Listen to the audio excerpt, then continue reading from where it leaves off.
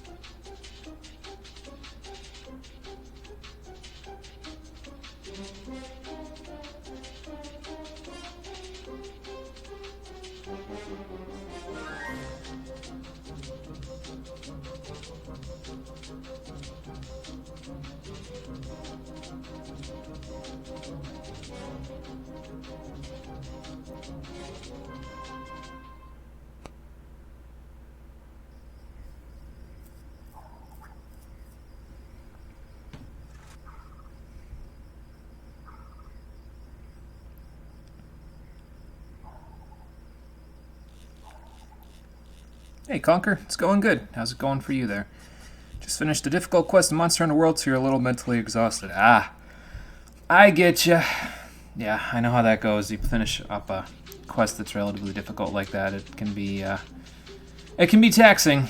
I get that same feeling when I stream for too long on whatever given days, so I totally understand.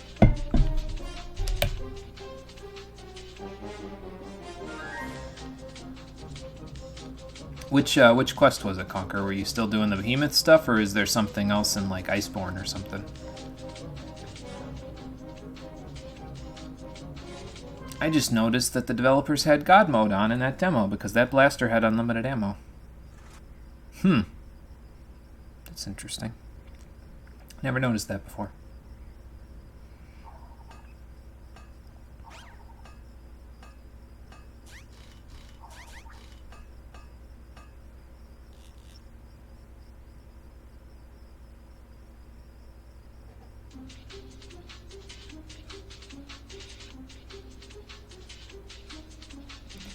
Okay, I'm gonna go grab the controller, and we will get started.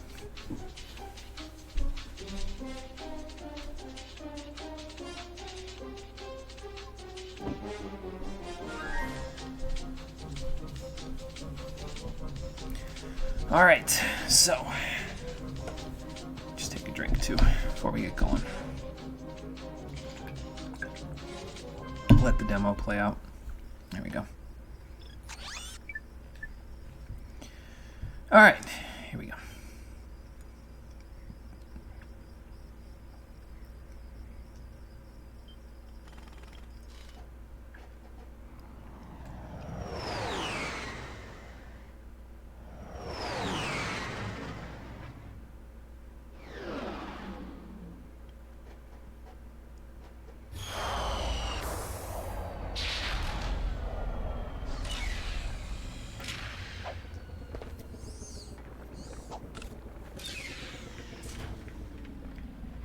Okay, so I was just a little bit off the mark with the audio settings last time, so this time should be a little bit better. I have adjusted it so that it's slightly after it being exactly where the volume should be. Is this the controller with the No, it's not. Okay, I just want to make sure. Yeah, I've adjusted it so it's slightly after that point to accommodate for the fact that I'm recording on the microphone, so I will listen to this and we'll see what it all sounds like on the next one. But in the meantime, we have a captain to find and a hoverboard race to win. How you doing, everybody? Welcome back to Ratchet & Clank, the Stream Edition. Last time, we made it to Blackwater City on planet Rilgar after finding our robotic buddy and also getting ourselves a hoverboard, figuring out Captain Quark's location. Everything that we did up to this point is converging on this section of the game, so now we just need to find the captain, and we will head on from there. Should be good. Just let me look at the map, see which direction I want to go in first, because there's two ways we could go. We could go that way over a swing shot puzzle, and I don't think I want to go that way just yet. I think I want to go the other way to get to the hoverboard races first. So I think that's what we'll go do first. So. Arc-tempered Lunastra. Cole should know how difficult it is as well, taking a break from the behemoth for a while to get more upgrade materials. Ah, okay, gotcha. I'll ask Cole about the arc-tempered Lunastra when he gets back from where he is. He went out for the day, so. Hey, Rockin' Fun, how's it going? Long time no see. You're sick as F? Oh, jeez. That sucks, man. Well, I hope you get better soon. I might be getting sick. I've been taking vitamin C, like, every day for the past 3 days to try to counteract it, but we'll have to see. The new gun for this area is the Mine Glove. I don't particularly want it either. I have the Bomb Glove. It should do well enough for us, so let's get moving. I usually go the other way, I think, rather than this way, but yeah, whatever. It's probably fine. They have a tank in there? Jesus, these guys aren't messing around. Alright, come on, you. Does he die to one Bomb Glove shot? I think he dies to one Bomb Glove, so. Now that guy probably doesn't die to one Bomb Glove, so. I'll take that, and we'll use this. He essentially counts as a giant enemy for this area, so he'll take Agents of Doom to destroy. That should work okay for us. Sorry, I meant to fall asleep randomly at some point in the stream. You're so tired. No, that's okay, Rockin' Fun. No problem. I do not mind. I would actually rather you get some sleep if you're, you know, if you're sick or if, like you're in Honker's case where you're exhausted mentally from doing some other stuff. I would rather you get some sleep. I don't particularly find my voice to be that kind of like ASMR. Hypnotizing to the point where you will fall asleep to it, but if it means you get some rest, then I am glad that you'll be getting some rest. That's the most important thing. So, I don't know if you can make it there, little buddy. Just patrol the area. There you go. Alright, who we got in here?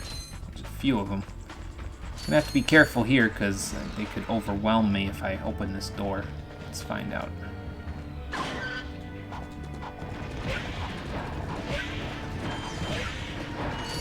Okay, that worked out all right. Probably tossed about 2 bombs too many, but yeah, it's okay. All right, now these guys we saw on the infobot on the way through here. So you burn them, and they turn into 2 things. Then you burn those, and they turn into 2 things each as well.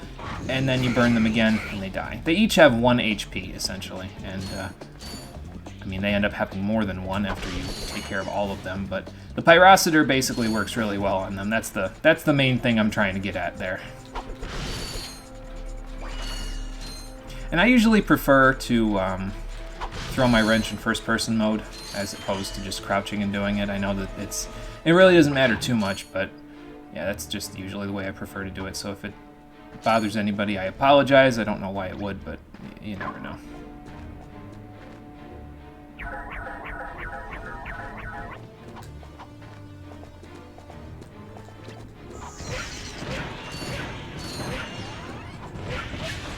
Nice. Chain reaction. Very good. Good job, Agents of Doom. You have done Papa proud. Alright. Off we go.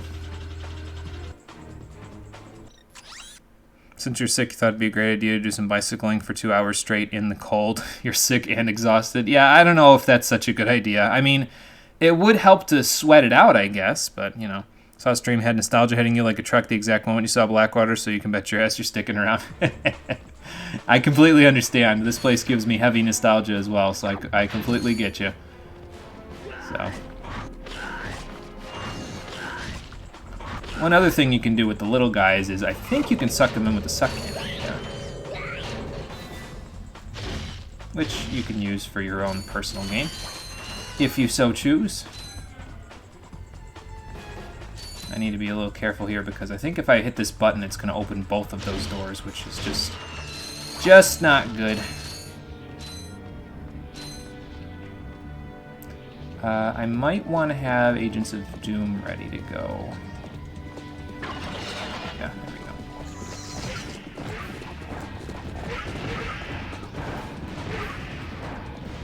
I mean, that worked pretty well.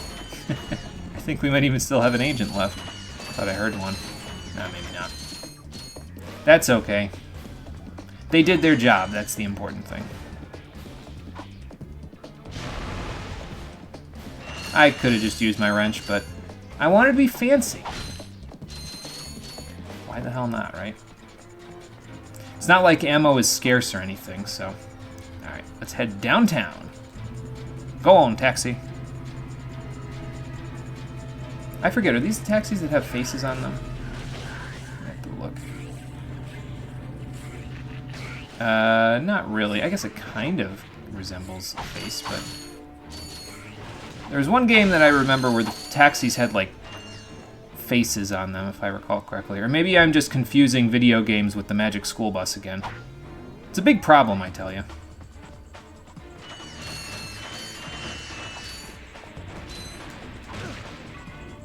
Well, that didn't go so well.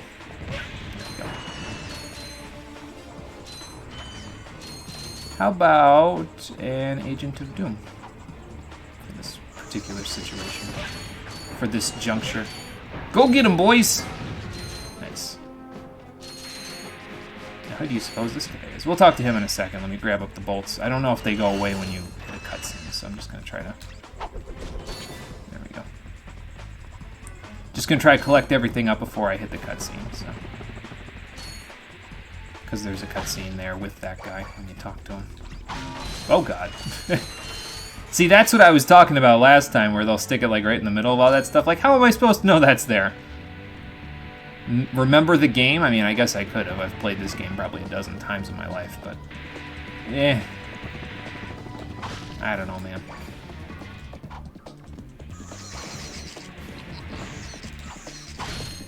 Gentlemen, go sniff around. I don't know if there's anything for you to do, but... might as well. Alright, anything new here? Nope. Hi there, Fuzzball. Hello. I think we're good, actually. Yeah, in this game, I usually don't max out on my ammo for whatever reason. I usually do well enough with just the Gadgetron vendor, and I may end up just doing that in the rest of the series as well. I'm not 100% sure yet. We'll see. Hey there, man. I know for your robot. Trade you. What, for my robot? What? Okay. Ratchet. I'm kidding. Sorry, he's not for sale. What's a rhino anyway? Rip ya a new one. Excuse What me? did you just say to me? R-Y-N-O. Rip ya a new one. That's a weird name for missile launcher in the galaxy. a gun, but With a lot of okay. bolts. He must have stolen it from the Blars. Stolen. Look, trash can. Did I say anything about it being hot? You better watch your mouth or I'll... Wait, don't tell me. Rip you a new one. Yes, that would be the thing. So the Rhino is the most powerful gun in the game, but you need 150,000 bolts to buy it, so it sort of counterbalances that by, you know, being extremely, very expensive. So, yeah. We unfortunately won't be purchasing it for this particular playthrough. I'm trying to think if there is a game that we'll be playing this time, like in this set of games where we will buy the Rhino, and I don't think so, unless Deadlocked's Rhino is easy enough to get. I know that in the future trilogy we will be getting one of the Rhinos, but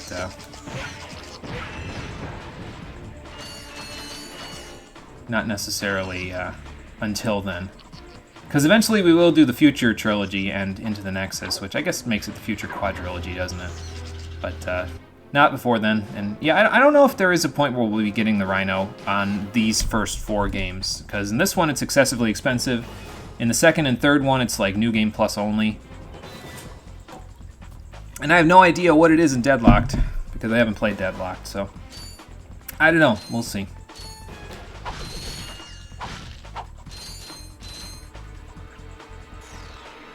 Gonna discover the English acting this way? Nice. Literally sing the whole Blackwater City BGM from memory. Oh, you're used to the French one. Okay, yeah, that makes sense. So this will be a first for you. Gotcha. They changed Ratchet's voice actor between the first and second games for the English voice acting. It's not that noticeable, but it might be depending on how much you tune into it. So I will just tell you that up front. But it's not really a big deal. Hey, there's another one of those yellow things. It's not really a big deal. It's just, you might notice it, and if you do, that's why. They changed his voice actor in the English VA between the first and second games. Alright, so I can use Bomb Glove, Pyrocitor, and Glove of Doom. Got it. Because I will be using all of those.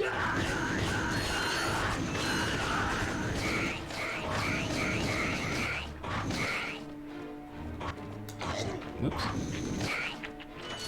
I was thinking I could just tap the thing and get it there, but nope. It's okay, though. Taking a lot of hits here in Blackwater City, but that's not a big deal. There's nanotech aplenty, so... it's all good.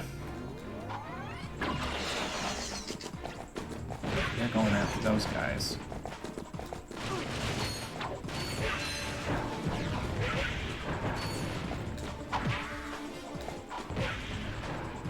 Don't be afraid to use the wrench to help you create some distance if they're running right on top of you like that, by the way. The enemies that were in the space station that like snapped at you when they were right on top of you, they're a little bit of an exception because obviously they snap as soon as you hit them. So if you're within wrench range, they'll kind of murder you. But anybody else where they just kind of get stunned like that, it's fair game. Might as well. So.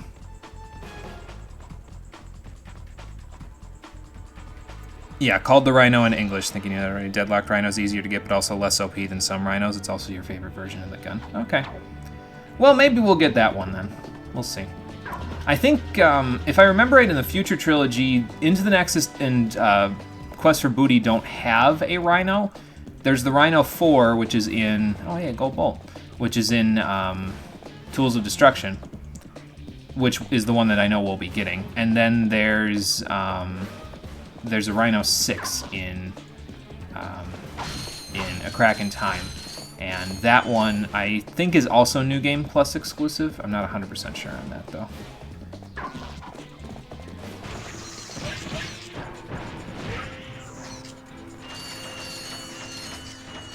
See, a little bit of a laser maze here. We'll have to see what we can do about this. Probably could have gotten rid of a few people there, but oh well. I'll go somewhere else.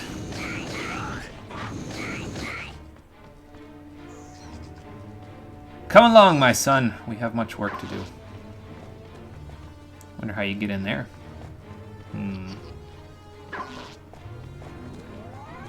Perhaps later. We'll find out. I think if I remember right, there's another way in or something. Somewhere here. Yeah, right here.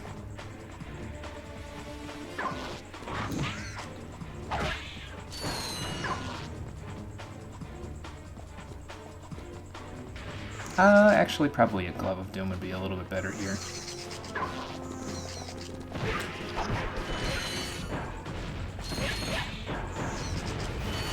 Not bad. And over here, aha, that's it. Gotcha. This should let me back out again. Yep, cool. Let's see if there's a way in through door number 3 over here. Yep. Pyrocitor.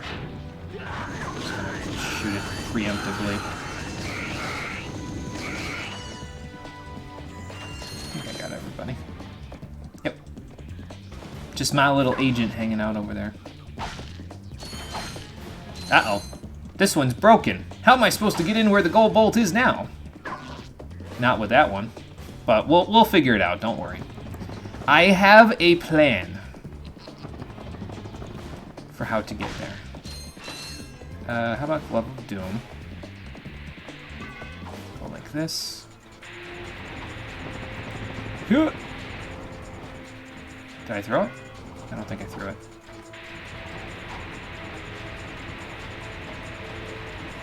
And they might get the guy in the middle instead of this guy. Yep.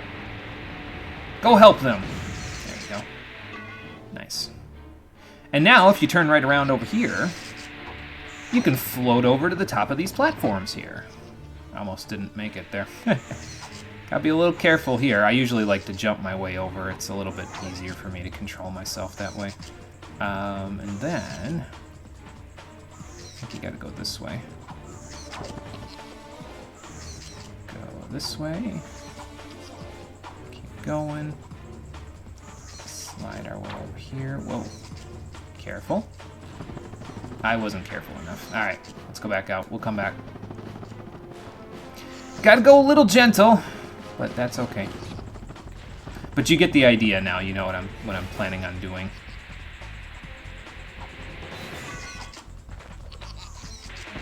Oh, he was coming for a ride with me. Yeah, sorry, man. That doesn't exactly work out for you. Your kind. Your kind doesn't take too kindly to sewer heat, water, whatever the hell that's supposed to be. There we go. Let's just guarantee we're in there. And there's our gold bolt. Nice.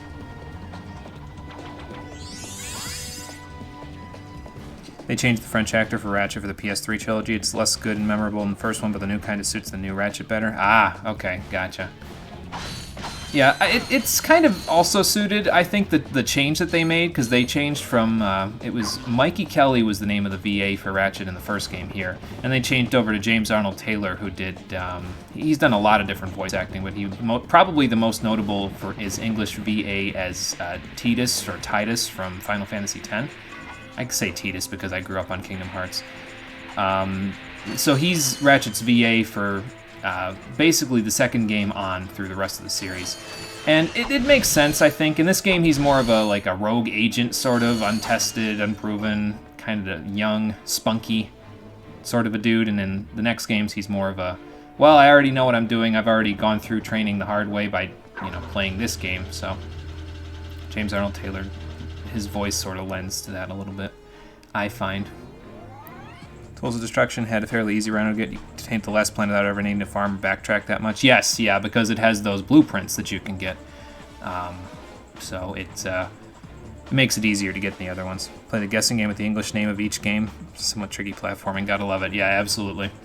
Okay, so I was mentioning last time with Nitro that there is a secret animation that happens in this game, and it happens to do with this particular plaza. However, I would like to advise against ever doing exactly what I tell you to do here, because the secret animation, the change that it creates in your game is so massive that it may change the scope of your reflections on this game forever. So, while you're in this plaza, you must absolutely not do any side flips or back flips, because you can do those from a crouching position if you press a certain direction on the control stick and jump.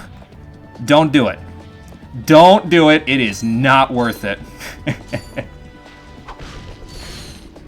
Just take my word for it on this one. Don't do it. Like I said, the change is so massive that it may change your outlook on this game forever. Trust me. Take it from a guy who found it by accident. I really don't know how you would know about it, though, without, just bullshitting around or looking it up somewhere. But yeah, just don't do it. Don't do any side flips. Don't do any back flips. It's not worth it. You know the secret, do it. Yeah, Ratchet is quite the tough guy in Ratchet 1, yeah. You want to see me do it, huh? Oh boy. I will think about it. How about that? I will think about it. You may not even notice it if I only do one. You kind of have to do a lot of them in order for it to make the massive change that I'm talking about, but I guess I could just demonstrate. So here's what you do. So you can side flip, and you can backflip. And you can side flip in the opposite direction as well, so there's that. So you can do those as a way of platforming. In this game, it's not as useful because in this game you can't strafe like you can in the later games in the series. But yeah, we'll make use of side flips and back flips in the later games in the series. So.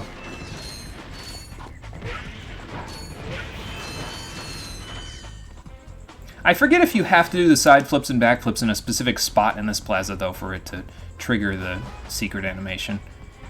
I don't quite remember. I mean, obviously it didn't do it when I just did those two, but whatever. It is the dumbest and silliest thing in this game, and it is ridiculous how hidden it is. It's just so stupid. I can't even believe the developers of this game would do that. Hello there. The HoverCon Intergalactic Hoverboard Competition. Captain Quark's giving away a brand new Platinum Zoomerator to the winner of this competition. Ooh, what's a Platinum Zoomerator? Perhaps that will be the proof of your accomplishments that Skid's agent requires. Okay. Wait, do you guys mean Skid McMarks? Yes. Yeah, Skid couldn't make it, so we're here to, you know, fill in for him. What do you mean he couldn't make it? He said he got back to his ship, so he was going to make it.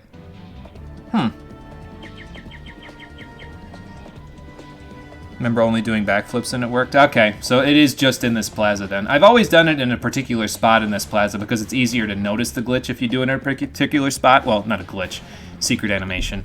It's easier to notice it if you do it in a certain spot in this plaza, but yeah. Where was that one? This is the hallway, I think, right here. If you went in the opposite direction, which we will go, you could hit this button and open the door to get to the hoverboard races, but I wanted to go here first, so... And that taxi behind us will take us directly back to the start, so then we'll be able to go in the opposite direction. All right, let's try racing. Wow. Okay, so in the early hoverboard races, there ain't too much to it. Just don't hit the radioactive boxes or you'll crash. Jump off of the platforms. These blue rings will give you a speed boost, and so will the little speed booster pads. So. You just generally want to be accelerating all the time in this one, so. If you hit these guys too, the little green guys, they will also give you a speed boost. It's not as much of a speed boost as you'd normally get if you ran over a booster pad, but it's a thing that you could do.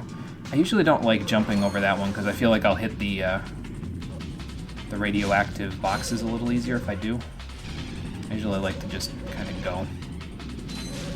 I have a bit of muscle memory from doing this as a kid so many times, so I sort of have an idea of what I'm doing, generally speaking. Well, I usually like to jump there for safety. It's just a little easier than trying to go from there. You can actually get unlimited bolts if you... I got lucky there. I hit the radioactive box with my tail end of the board and it didn't crash me. Normally you crash if you hit those, so you ideally don't want to do it. You can actually get unlimited bolts, like I was saying, if you lose the race on purpose, because all of the bolt boxes here respawn, and then you can just throw the race, get as many of the bolt boxes as possible, and then you could just get unlimited bolts that way. But I don't think we're going to need to do that. It's not a big deal. Folks, Captain Quark here. So. It is my distinct pleasure to introduce this year's HoverCon Intergalactic Champions. Let's give it up for newcomers. Ratchet and Clank. Aw, he didn't even say it.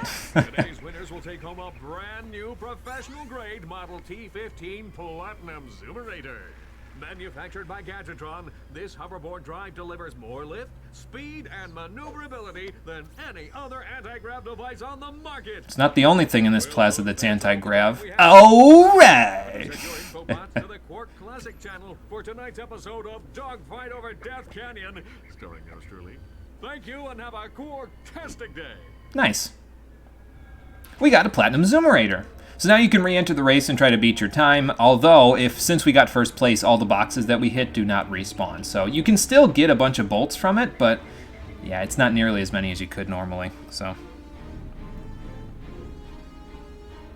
Remember only doing, oh wait, that's right, I already read that one. Clank's voice is super similar to the French one. Yes, it is. I think they kind of did that on purpose with Clank's voice. They kind of had him try to hire like a similar voice actor for all of the translations, so.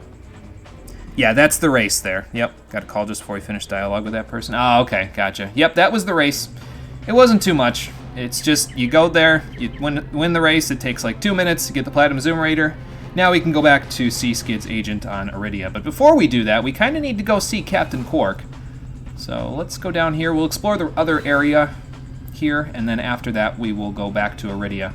We'll see Skid's agent, and then we'll see what Captain Quark wants us to do. Oops. Gotta wait for it to give you the prompt to get back out again. Alright, we're in need of a Sphinx shot, so let's go do that.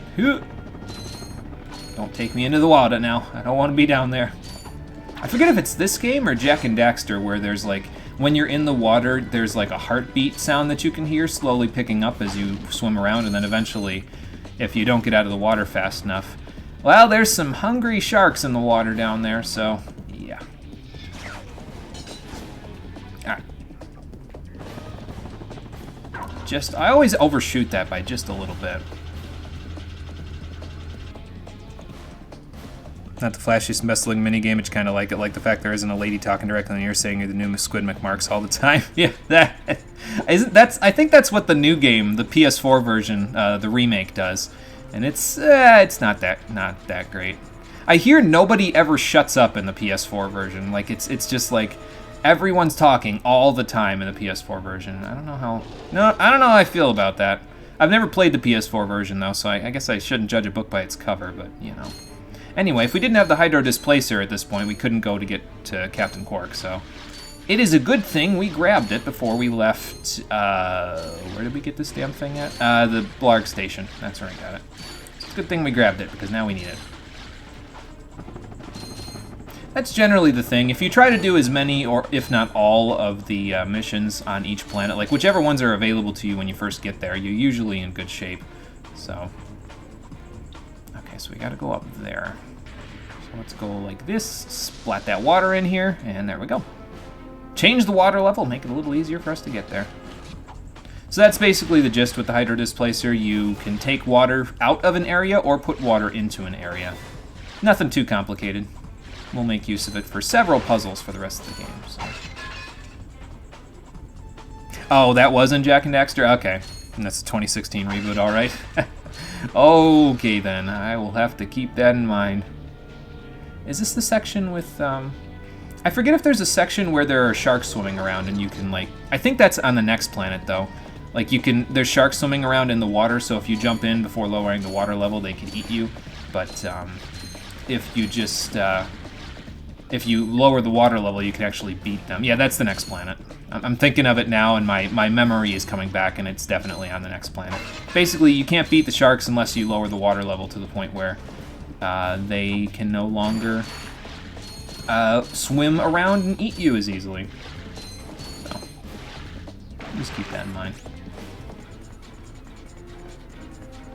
Oh, whoops, how'd I get turned around? Oh wait, I know how I got turned around, because the way we're supposed to go is up there.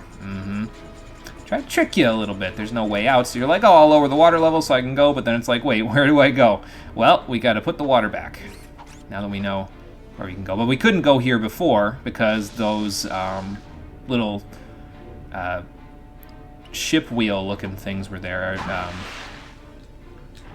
You know what I mean, the little blockades were inside of this place, so we couldn't exactly get through this area to come up here, because we can't hit them with our wrench while we're underwater, so. There we go.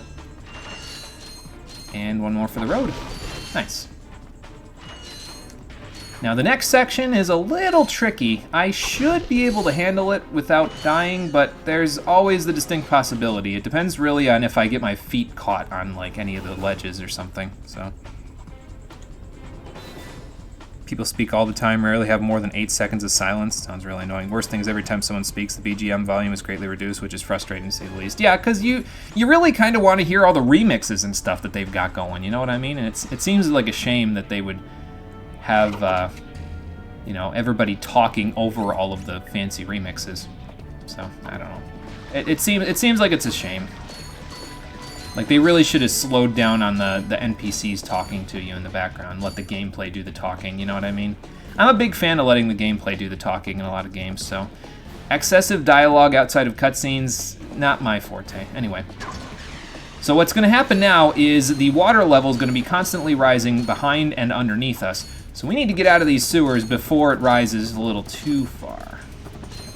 So that's what we're going to do. If there's enemies along the way, you can beat them, but they're not really worth it. Just slap them silly if you really feel like it. I'm just going to jump over these guys because they really... Yeah, I won't jump over this guy. You do want to keep moving, though. You definitely don't want to get to the point where your feet are in the water until you get to this hallway, because at this point you have no choice. You just have to swim for your life, so... And we're not quite done yet. We'll get there. Go through here. See ya! The game will force you underwater if you push towards the water level, if there's a blockade like that there, so... You just gotta be a little careful. I have made it. And we're done. Very nice. Whoop. I don't know why it went down like that. That was interesting. Never seen that before. Then again, before I started playing this game on my fancy 4K TV, I never saw that the suck cannon in my air level meter gets stuck on the side of the screen like that either, so that's interesting. You wouldn't see that if this game was in 4.3, but it's one of many things that you'll see because the game's in 16:9 widescreen resolution, so... A lot of unnecessary dialogue. Yeah, that would not trip my trigger, I'll be honest.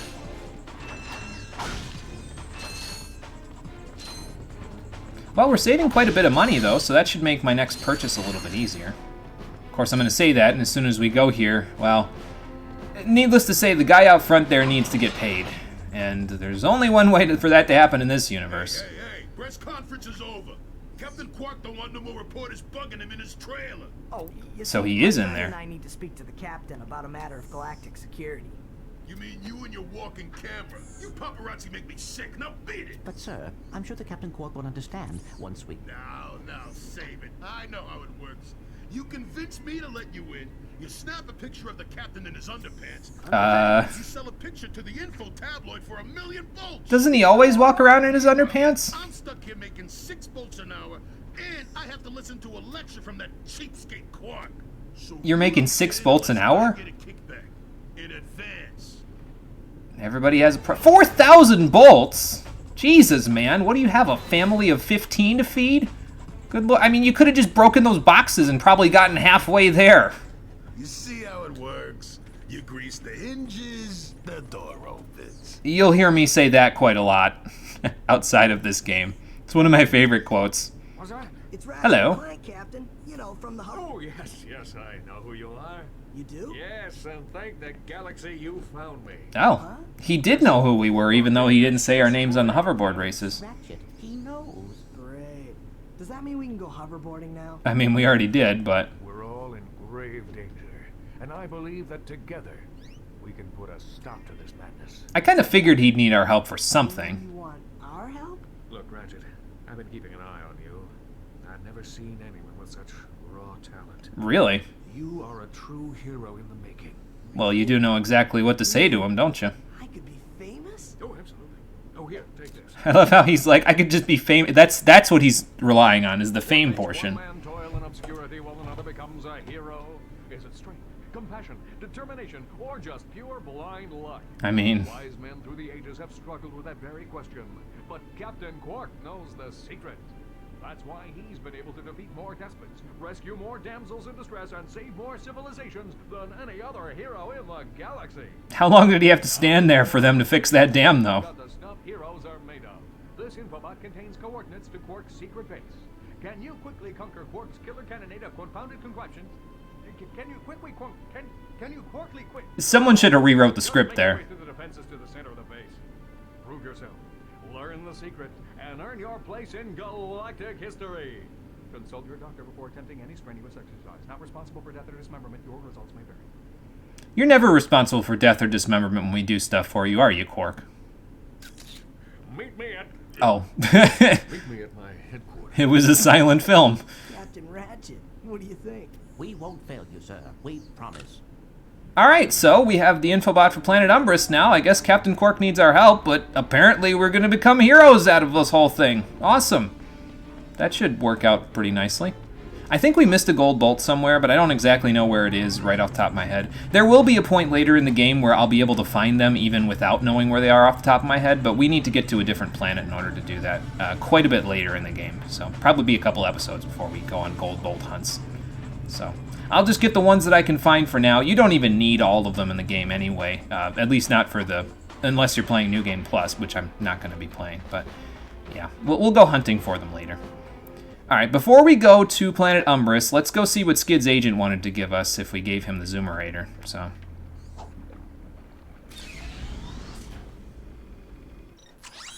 just found out that the AT Lunastra armor is kind of underwhelming considering it has about the same amount of defense as regular armor and skills aren't as good overall. Isn't really worth making or trying to farm it for the armor. Oh, okay. Well, I mean, that'll save you a little bit of time, but it doesn't give you back the time that you used before, unfortunately. Every time you get underwater and your air gauge is less than 50%, you'll have a dialogue saying you need to get back to the surface. Oh, Jesus. They tell you to go back to the surface? Really? Ratchet, you need to go back to the surface right now? Like, come on now. I know how to control my own air. You can see why I don't think 2016 Reboot is an awful game. It's definitely a soulless game. Yeah. That's almost worse in a way, though, isn't it? Like, it almost is more of a problem, at least for me. It's like, I would rather the game be bad, but me find a little bit of enjoyment out of it, than for it to be just a completely soulless shill of a game, you know what I mean? Not shell of a game, because that's, I mean, it's a soulless shell, sure, but them just shilling it for money, basically, using the series to make more money. That's not my idea of a good time, so... We will have to come back to Iridia one more time after this, but we're just making a quick pit stop anyway, so... Let's just head on over here. Go through the drill to get back to Skid's agent.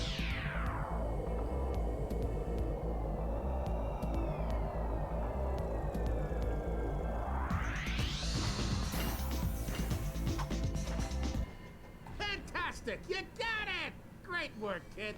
So, are you gonna represent me? You bet, kid.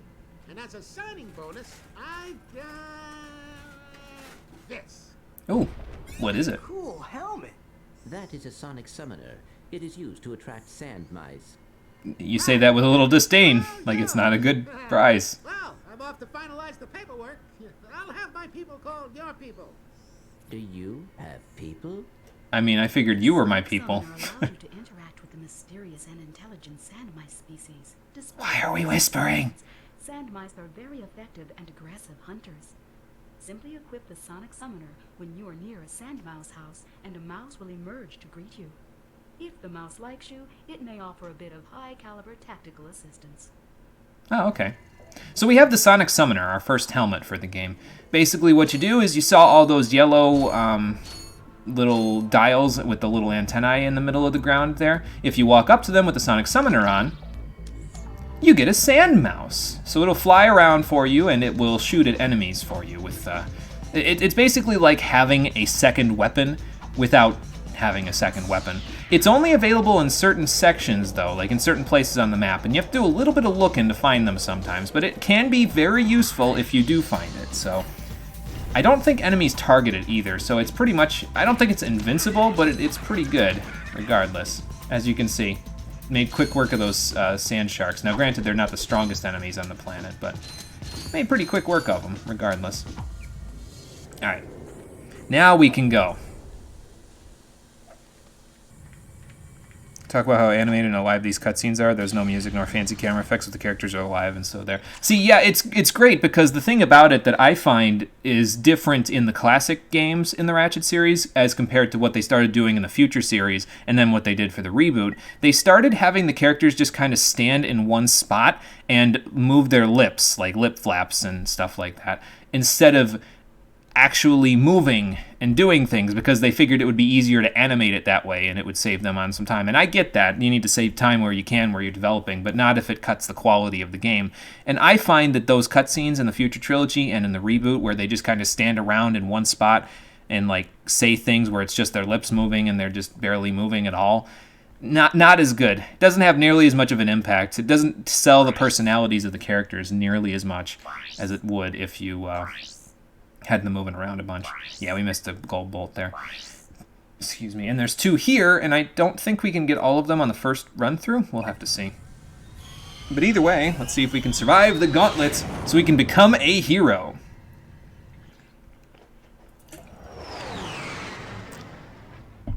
Wish for games to take inspiration for their way of doing cutscenes. Having only a single character on the screen in time with everyone just standing there is so boring. Yeah, I know. And the thing is it seems like it's kind of becoming a bit of a trend in some games, too. I've noticed that where they just kind of have characters standing in one spot, not doing anything in terms of animating. Like, and it's weird for me because I'm half Italian, so I talk with my hands all the time. So, I don't think that's how the taunter works, Quark.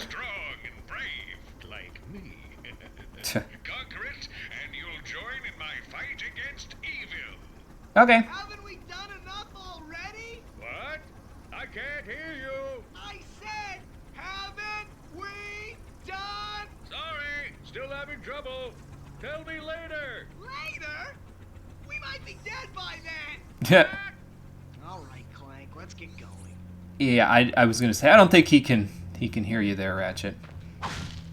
There is a fancy speedrunning trick that you can do on this planet to skip like 99% of Quark's gauntlet, but I am not very good at it. I think what you have to do with it is like, you have to initiate a side flip or something like that, and then do a long jump at the same time. It's really hard to explain, but you like, start a side flip and then you mash the buttons for a long jump, and basically what ends up happening is you end up flying all the way over there with a bunch of speed, and then you end up inside of the complex if you go far enough that way and then kind of turn in. You end up inside of the complex there where Quark is, and, well, you can skip most of the whole level. It's really interesting, I find. The Ratchet & Clank speedruns for the original trilogy are really, really interesting with all the glitches and stuff they do. After you've watched this game being played, if you've never played the game before or never seen them played before, if you go watch speedruns and stuff, it's really cool. So I would recommend it. It's really interesting. I got some great bargains for you today. All right, we're going to max out on ammo this time because we probably need some. So let's max out our pyrocitor. There we go. Couldn't quite get it to 69, but that's okay. I don't think I mentioned it last time, but you can use the taunter and the mine glove in tandem with each other. You can actually make the mines, they normally sit in one spot until enemies come close, and then they turn into spiky things and they target the enemies, like they zoom in on the enemies. You can make them move on their own if you use the taunter after setting down a bunch of mines. But, I'm not a big fan, honestly. The fact that this game lacks a quick swap between weapons, it makes it really hard to use guns in tandem like that, I find. So, it's not my cup of tea. You can use it, though, if you really want to. The mine glove, not really my forte. The blaster would probably work really well here, but because, as you can see, if I use the bomb glove, I'm going to get hurt. Maybe I can fix that by just, Can I use the suck cannon on those things, or not? Not on these bombs, obviously, but on the ones behind it. But maybe I can do this. Nope. There we go. But yeah, those bombs are quite annoying. Alright, can we use the suck cannon on these? I forget. I don't think so. I think I'd be able to suck them in if I could. There. So yeah, the mine glove mines kind of act like these mines, really.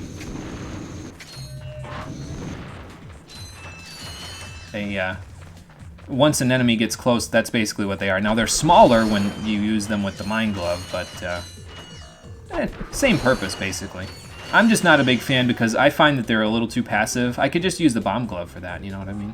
So, now, if I had the blaster here, I could probably deal with several of the threats that we're going to be dealing with a little bit easier, because you can actually shoot ahead of yourself with the blaster to make things a little easier, but let's make it a little more challenging. Why the hell not?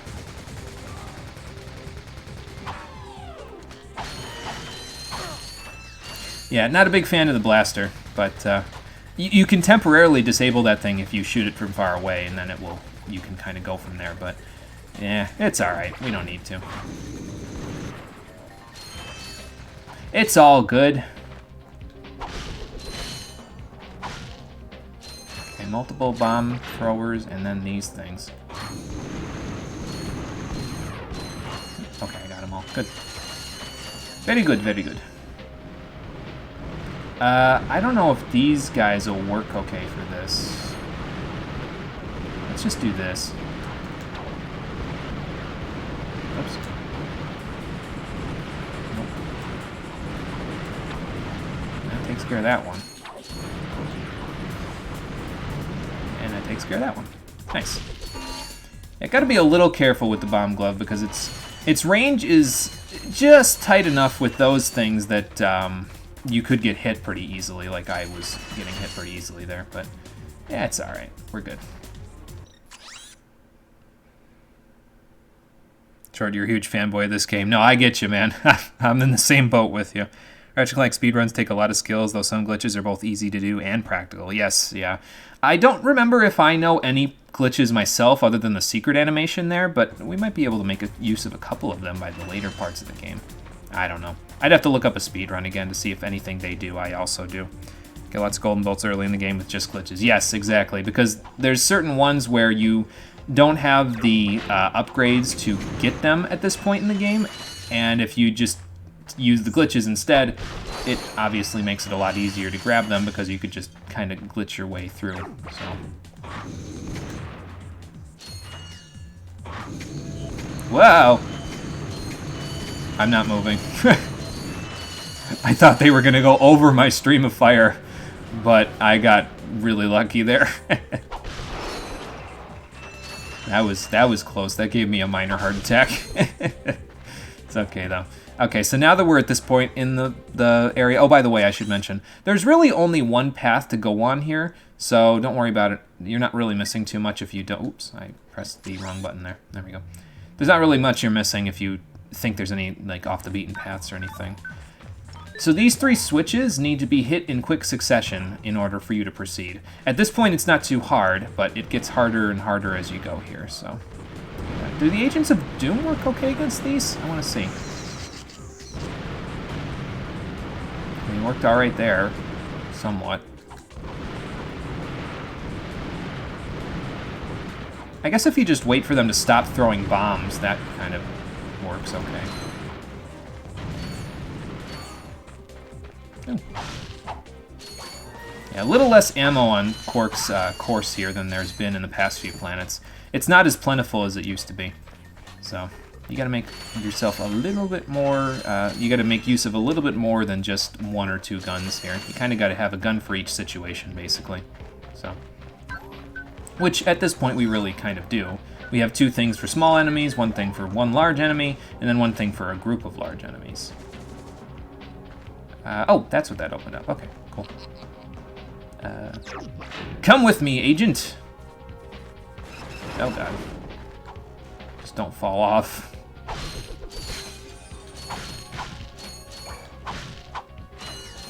Alright, cool. Well, oh, God. No time to rest here, I see. Quark's got my number already. I just got here. These little faces on the sides here that look like Quark always reminded me of, like, the egg carrier from Sonic Adventure. Like, I swear there's something like this, except Eggman-shaped, on the egg carrier in Sonic Adventure. I don't remember where it is, but I remember there being something like it. Whoops.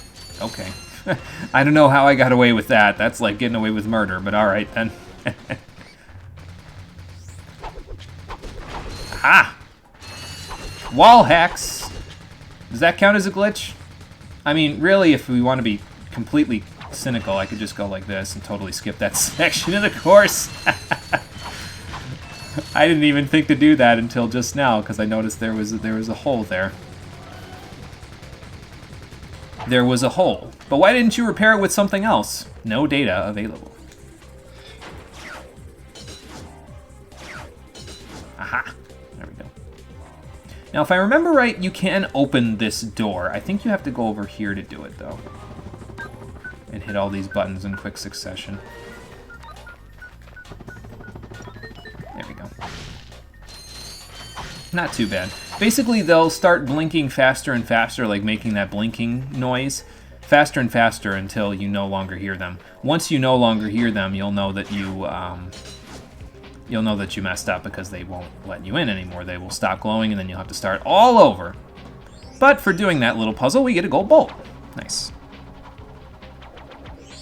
All right, Conquer. See you in a minute. In French, the rhino is called the Telt, which stands for T'éclater la tronche, which means something similar to beat the shit out of your face in the face. Basically, it's awesome. That is awesome. That is. We don't have something of that sort of equivalent in English, but beat the shit out of your face in the face is. That's so great. That's like a rough translation, and it's just kind of really funny because it's like a rough translation. That's great. The faces remind you of Sonic. Maybe that's what it is. Maybe it's Sonic Heroes. Maybe that's what I'm thinking of. There's an egg carrier in that game too. So yeah, I think you're right. It might be Sonic Heroes, like on sections of the egg fleet, whatever the hell the egg carrier is in Sonic Heroes. I don't quite remember what it's called. Okay, so this section is where the switches get a little bit more tricky because you have to deal with the switches and also mines and also these guys that are shooting at you, so not a fun time. I'm just going to deal with these first before I... See how it's blinking faster?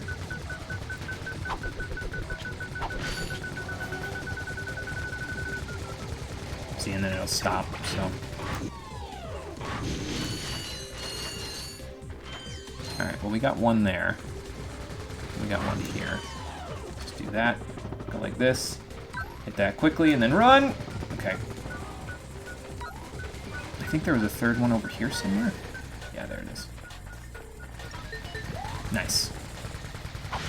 Well, that takes care of that. So now the door's open, but while we're here, we might as well collect up the treasure that's here. Wow. Stay away from me, man. Ow. Well, okay. We'll go over here, too. I don't know what's over here. It looks like just a couple of treasure boxes. Oh, God. I didn't see that third one. That was sketchy as hell. That's like me hitting a box from maximum wrench range and a radioactive one from maximum wrench range and getting not murdered by it. Whoa. That one can even wall hacks. It practically went around the wall there. Did you see that? So now we just got to get to the door. French has a lot of useless or weird words. A popular example is bifle. It's a verb. Verb for. I don't know if I said that correctly. I apologize if I mispronounced it. Probably did. Whoa. Stay away from me with that gun, man. Anything up here? Because I can check like this. No. Just a ceiling. Fair enough. I'll take that. Thank you. Oh god, more of the mines. Not the mines! They're in my eyes!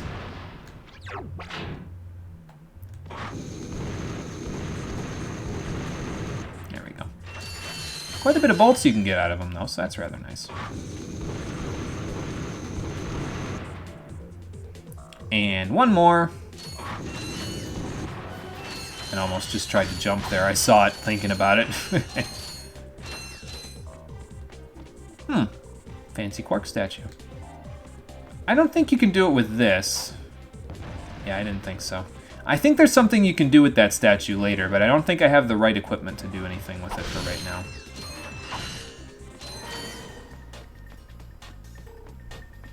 Well, anyway, we gotta hit these 3 buttons, so...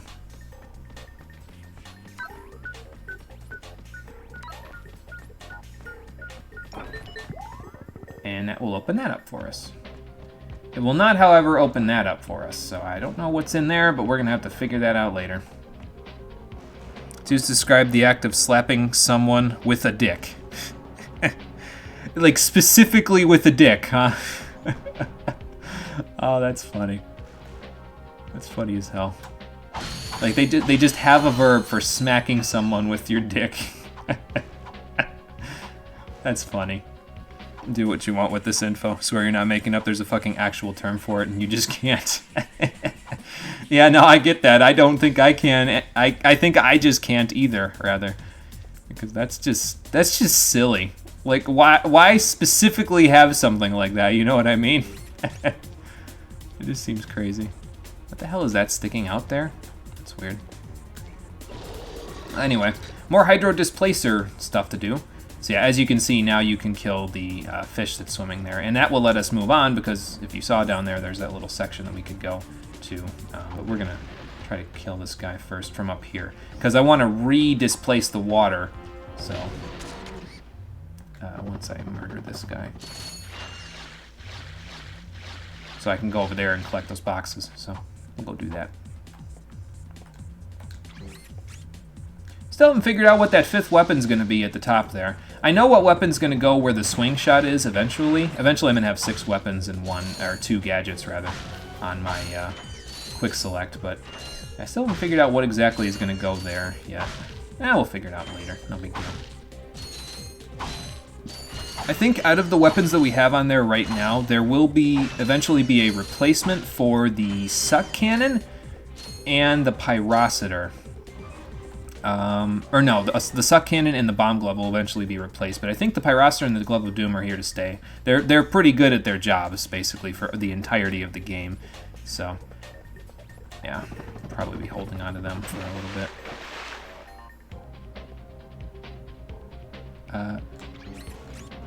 Oh! I didn't know that was in this game. Okay. There is a double tap to switch weapons in this game. I'm just dumb, apparently. I didn't even realize. That makes it a lot easier to use the Taunter and the Mind Glove then together. Whoops. My bad. Spreading misinformation. I guess I'll have to correct myself. Yeah, there is a double tap to switch. Now, I think down in one of these pits here is a gold bolt, but I don't remember which pit it is. Ah, there it is. Okay. And if we go down there... Well, as you'll see in a second once I get the gold bolt, these 3 switches will take us to a rather familiar spot. Because it will open up this door that was right next to the Quark statue. Nice. Yeah, you're going to see me using that a lot now. Because knowing that I can switch weapons like that is a big quality of life thing. I don't remember that being in the game before, though. I mean, it was obviously in the game, I just didn't... I guess maybe I tested it myself a couple of times and it didn't happen, so I just kind of said, forget it. But now that I know it's here, I'm glad it's here, because it lets me do this, basically. I don't have to go into my quick select, interrupt the gameplay, basically. I don't have to stand still while enemies are potentially hitting me. It's great. It's very nice. Come over here, my pretties. I don't think it's gonna hit. No, it hit that. These guys can still hurt you, by the way, while you're down here, but it's not nearly as much as they would normally hurt you if you let them swim up to you. Because you're vulnerable when you're swimming, so if you let them swim up to you, you're in their element, basically, and then they can do whatever they want. But when they're down here, all they can do is flop around and bite you, so...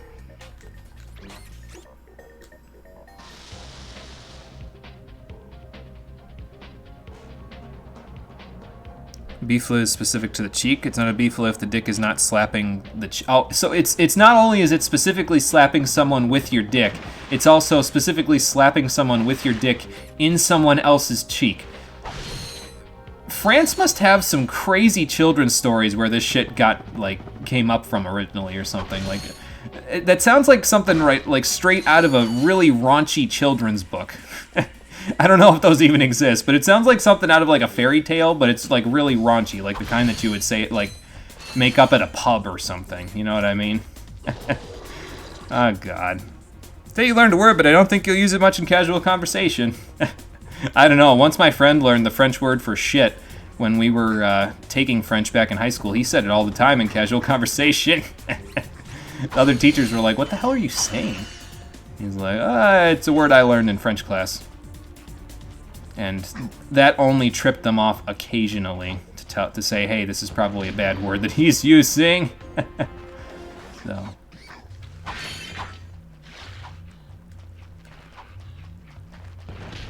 Oh, that poor guy's all stranded. There's no water for him. Let me put you out of your misery there, friend. Sorry. I know they kill me in one hit, but I can't help but feel bad for them when they're stranded on dry land like that. I just got too big of a heart, I guess. Anyway, we had to come down here to kill those guys, so let's go back up and hydro displace again.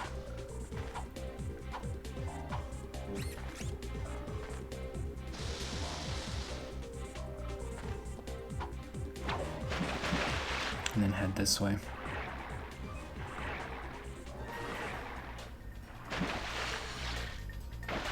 You searched it to see if you could find the origin of the word? Sure sounds like that, yeah.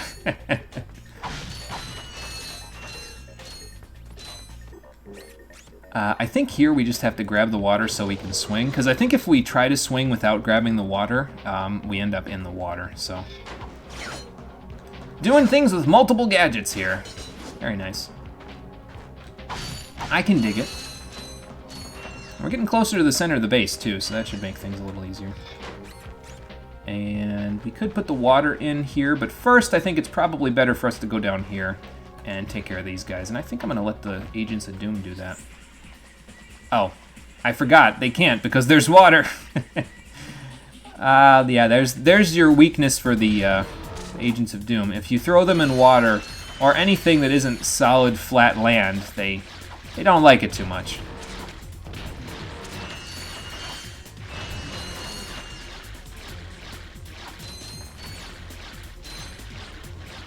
I think we got everything from them. If we didn't, we have plenty of money anyway, so it's really not a big deal.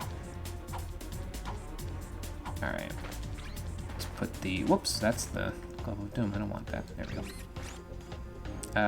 Should I go and try to do this too? I don't think I can get there without... Yeah, no, I cannot. Oh, we missed 5. Alright, that's fine. I don't think I can get to the center without hydro displacing here, so I'm going to do that right now. Put the water level back up now that I can swim without getting murdered. And still can't get there. Okay.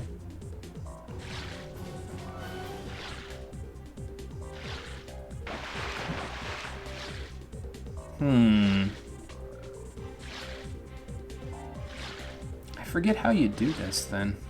There's got to be a way to get there. I mean, I can't get there with the water level being like this, so... Let's try taking it out again. Maybe I just have to hit the jump correctly. Nope.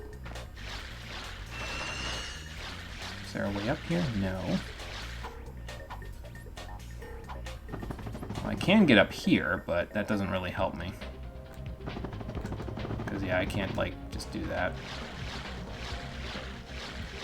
So it's got to be with the water level up, then.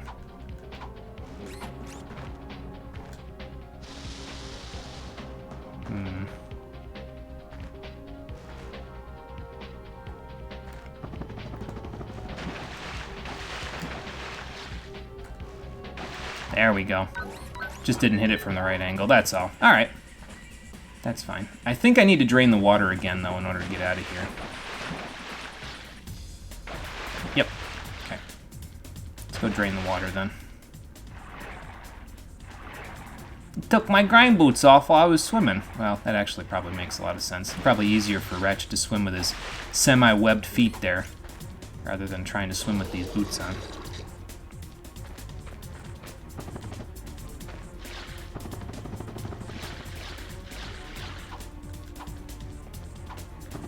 There we go. Easy as that. Hey, look, some ammo. That should help. Yeah, we need the bomb glove ammo too, so. And the pyroster ammo as well, so both of those will come in handy. I think we're practically at the end now. Yep, there's Quark. We've finished your gauntlet, sir. Now we will become a hero. Well, you know, in name only. We'll have to actually do some good deeds in order to become a hero, but other than that. Hey, look at all that. Look at all that ammo we just got. Very nice. How are our standard things doing here? Not too bad. We should be fine for what's coming up here. Search to see if you can find the origin of the word. Link to a page with an example for Beefla and it's cursed as fuck. The example is, once naked, he started by Beefla the cat. No etymology for it. It's a neologism, a contraction between bite and giffle, basically dick and small. The thing is, bite and giffle, I think, are actual words from the English language, so I could say those without it being... in French, it would be like beat and gifle, essentially. But I'm terrible at pronunciation, so I probably butchered the shit out of any of those. Captain, what's next? Well, well, you two continue to surprise me. Step We into survived. the ring of heroes, and I will finally give you what you deserve. Ratchet, Something about this feels off. Become cautious. We have reached our goal. I know, but I don't know. There's something fishy going on here. I think so too, Ratchet. Listen to your little metal friend, Ratchet. You're Quark sounds a little bit definitely nefarious here. It's just something doesn't seem right. This is it. Quark is going to help us stop Cheb and Drek. Why, thank you, Clank. You've been most helpful. E. Alright, what the hell was that all about? Off of me, you idiot. I love it when a plan comes together. What do you mean? What do you mean? What do you think he means, genius? He's not gonna help us. He's gonna kill us. I mean, I established that part, but... Although there is one problem with your hypothesis, I'm not going to kill you. Well then... You're not? No, he is. Ah, crap baskets. But why? But why? It's really not that difficult to decipher. I'm the official spokesman for Drek's new planet. Ah, crap. He really did sell out. Come back. This isn't over, Quark. No, but it will be soon. That's what you think. Just because you had a hard time with the Blargy and Snagglebeast doesn't mean I'm oh my god. Yeah, that didn't work out very well. Now did it? Go get him, agents! Whoa. I'll take those. Oh my god. Ow. I guess I need to stay away from him. Got 2 blaster ammo. I don't have the blaster. Well, anyway, we gotta face the Blargy and Snagglebeast in single combat now, and, well, it gets a little bit tricky to deal with. I think he's easier with the blaster, but, I mean, you know, I'm already making it hard on myself, so. Oh god. That's probably your ticket to doing a lot of damage right there, so.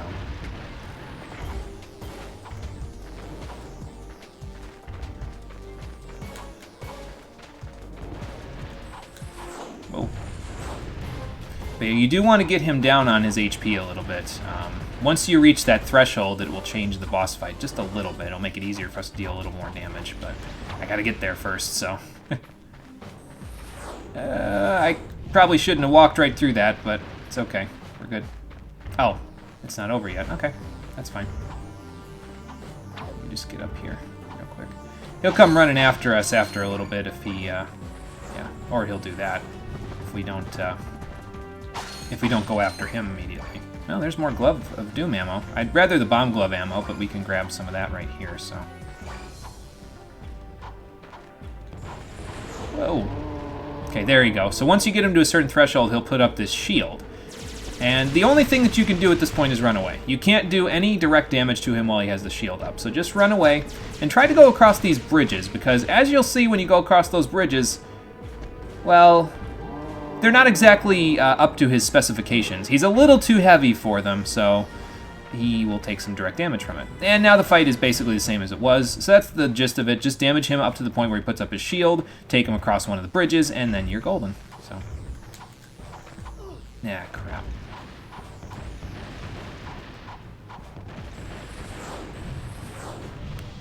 Okay, I need a little more nanotech for this. I keep telling you, game, I don't need blaster ammo. I don't even know where it came from or why it's here.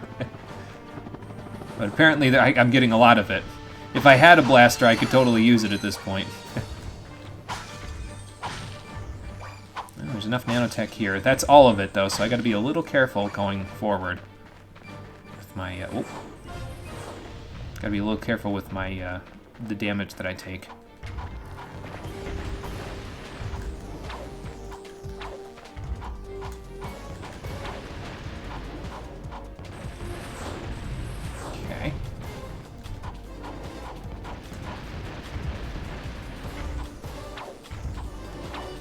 Playing jump rope with a Blargy and Snagglebeast. This was not in the contract.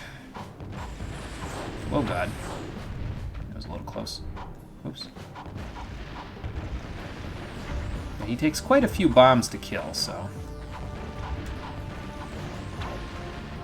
At least he's not too bad at this point. I mean, if he starts, you know, flinging the meteors at me again, that would be a little bit of a problem. Eventually, we're going to have to switch guns, though. Hope the Pyrocitor does okay against him. Alright, well, there goes that. I think if I get too close, though, he'll start doing some really nasty stuff to it. Yeah, this does okay against him. See, the problem with the Pyrocitor is that it does pretty well against some of the bosses. It's just it gets you really close to them, which makes it kind of a little more difficult to fight them. Because he'll start doing that, so... I would prefer you not do that, sir. There we go. Alright, come on. Yeah, the Pyrocitor's really solid against bosses because of its continuous damage. It essentially rips their health to shreds, but... yeah, it's sometimes it's tough to get them to actually sit still long enough for you to rip them to shreds with it. We'll be fixing that later, don't worry. Hello there! Where are you going? Oh god. No, seriously, where are you going? Yeah, I could just stand back here and keep doing this if it makes it easier for... Wow. Ow. Uh-oh. Ow! That's not very nice. So yeah, sometimes he'll use that suck cannon move, which will fling your ammo all over the arena, and then you gotta go grab it. I think I got most of it at this point. Whoa. That was a straight-ass line. Yeah, it's not very nice of him, but we'll make it work. It's fine.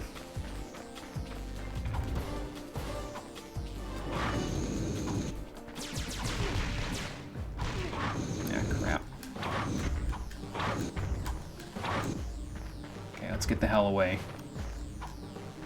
So he doesn't start doing that again. Oh god. Run away! There we go.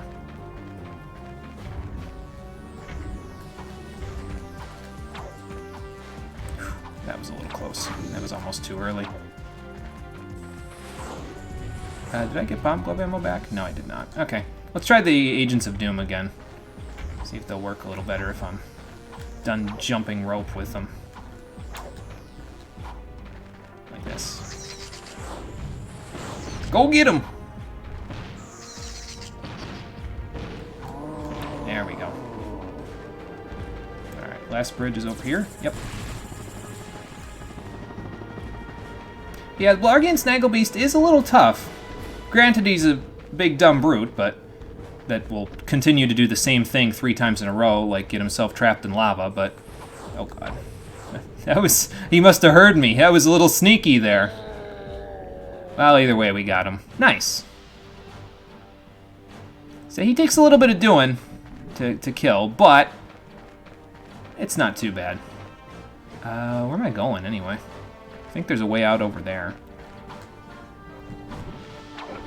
Ah, crap. That wasn't very well planned out. Thankfully, he doesn't respawn, so... figures, I die on the not boss fight, I die on the easy part, the simple platforming. Maybe it can replace you. Oh, God. We're pinned down! We're pinned down! The ships are hammering our position from the air! Uh-oh. That was a little too close. Yeah. We need support! Now! Actually, I need support. My entire battalion went AWOL and left me to fight this war on my own. Uh-oh. If the enemy doesn't kill those guys, I will. I'm not gonna last much longer. Requesting immediate assistance. Over and out. I don't know where that guy was, but... destroying that planet. We must help that commando. Are you serious? That's it. I am out of here. Captain Quark is gonna be sorry he messed with me. This is not about Captain Quark anymore. There are innocent lives being lost. Yeah? Sure, but... I'm done with this stupid hero stuff. I got my own agenda now. well, I don't know about that part, This is but... not like you. What do you know about me? You've spent this whole time looking for Quark. You don't know anything about me. I mean, he has a fair point. I think you're having a little wishful thinking there, Clank. How do you start this stupid thing? You need a robotic ignition system. I will start the ship if you agree to help that commando. Oh, he's blackmailing us now. Blackmail, is it? Fine. Just shut up and start the ship. I guess we're not going to use the courier ship anymore. Elsewhere aboard Supreme Executive Chairman Drek's flagship, he keeps getting promotions. Oh, you're talking to me. I'm not in the habit of talking to myself, you buffoon. Did you get rid of them? Yes. No. Well, I had this plan, and I thought... You thought? You thought? I do the thinking around here, you slug-brained idiot. Wow. I simply needed you to eliminate those two nuisances before they could cause any real trouble. But I wanted him to Do you still want to be the highly paid spokesman for my planet? Yeah? Then the next time I send you to do a job, I want results. Now get out of my sight. Well, at least Quark's getting in trouble for not murdering us. So that's a thing. Welcome back, Conker. Sorry, I was in a boss fight. I couldn't really check out the chat while I was in the middle of it. But we got a new ship while you were gone, and yeah, we beat a boss that was kind of kicking my ass there. I'll check chat in just a second once I see if there's a cutscene here. I don't think so. Oh yeah, there is. Never mind. The next time you soldiers try to go AWOL, I'll shoot you myself. Look, I just want to... Yeah, we're not the... You see those bombers? Yeah. If you don't get to the turrets and knock those ships out of the sky, this whole planet's gonna be rubble. Meet me at the city entrance. Okay then. I'll help. Yeah? Why don't you go help them? Into another trap. Well, go on. Go fight some evil. Shit. At least I'm not a coward. Ooh. Whatever. As soon as I find Quark, I'm selling you for scrap. Well, here comes the point in the game where there's a bit of a disconnect between Ratchet and Clank. Just trust me on this, it will help them build character. It might take a little while, though. Ratchet's a bit of a jerk in this section of the game. This is basically the second third of the game, I think. Like, there's three, essentially a bit of a three-act structure going on here. And this is the second act of the game, where Ratchet kind of is pissed at Clank for thinking only that Captain Quark could save them, but it turns out Captain Quark is just as much of a corporate shill as the rest of the galaxy. So, yeah. That was the boss fight, by the way, Conker, that we were fighting, is Captain Quark sold us up the river, basically, and sent us to fight a Blargian Snagglebeast in an attempt to kill us, because he's now the spokesperson for Drek's planet. So, yeah, not very nice of him. Hi there, Fuzzball. So, yeah, let's restock on our ammo, since that's we a nice one. could probably use it after that whole situation there. And then I'll check chat as well. Just give me a sec. Well, we can get the Devastator now. That could be our fifth weapon. It's only 10,000, and I've got plenty of money, so let's get it. Nice. We got the gun on the cover. All right. It's pretty powerful too. It's basically like straight upgrade to the bomb glove there, so it's pretty good. Now, let me check chat to finish this up. Kind of like the Ratchet voice. Yeah, it's not bad. It's not bad. He does a good job. I think Mikey Kelly does a good job in this game for it. So, Mr. Marvelous teaching the best sword. The double jump sound effect is so nostalgic. Yeah, it is. After this game, the boss becomes so much more easy until deadlocked. Yeah, they do kind of become a lot easier after this. I will say that some of the arena bosses give me some trouble in going commando, though. And I think Nefarious gives me some trouble in Up Your Arsenal, but I don't quite recall. Maybe I'm just not very good at both of those games. I don't know. Similar, the voices are same for the text. Some translation differences like Rhino and Telt, it's surprisingly similar. Both are awesome, too. Yes, that's true. It does, the disconnect between the two of them does build some good character arcs for them, so it'll be good. Even though they have a bit of a disconnect here, it's going to work out in their favor, so. Saw that coming a mile away, Quark selling you out, that is. Yeah, it's pretty easy to see through his act. Like, if you've played any games like this at all, you can kind of tell. There's that lag again. I think I do remember the lag, though, for this planet. I think Battaglia has a bit of a lag issue. There's the city, by the way, that the guy was telling us to meet him at the entrance near. So, but before we go there, let's check out the side area here. That set of boxes looked a little suspicious. It's especially suspicious since it had a bit of life energy at the tip.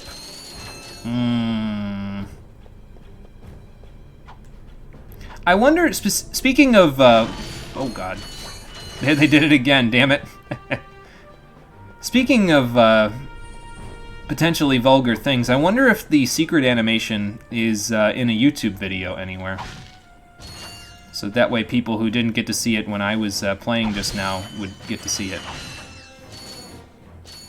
I don't know. I'd have to go check. It's got to be on YouTube somewhere, though, because, like, how else would people know? I mean, you could read it on, like, a forum or something, but yeah, how else would people know if it's not listed somewhere? Whee! So yeah, there's a grind boot section here, so we're gonna... I think this is one of the first ones. Like, this is the first one that's not, like, a tutorial one, basically, anyway. So, there's some jumping to be done. There's some more jumping to be done. There's some wrench swinging to be done, but we'll get to that in a little bit. Like right here. I'm gonna go this way. I don't remember what's down these directions besides just bolts, but yeah, we'll go through the whole circuit. Why the hell not? There we go. So now we've come full circle. Let's scratch my mustache real quick before I catch another jump there.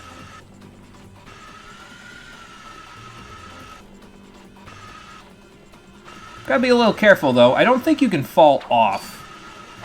Oops. Yeah, see, if you get hit, you don't exactly fall off, but I think here you could probably fall off. But, well, I don't gotta worry about that now, because I got this all taken care of.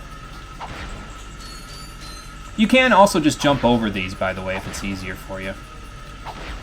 Like that. Now, that one I definitely wouldn't have been able to wrench through, I don't think, so...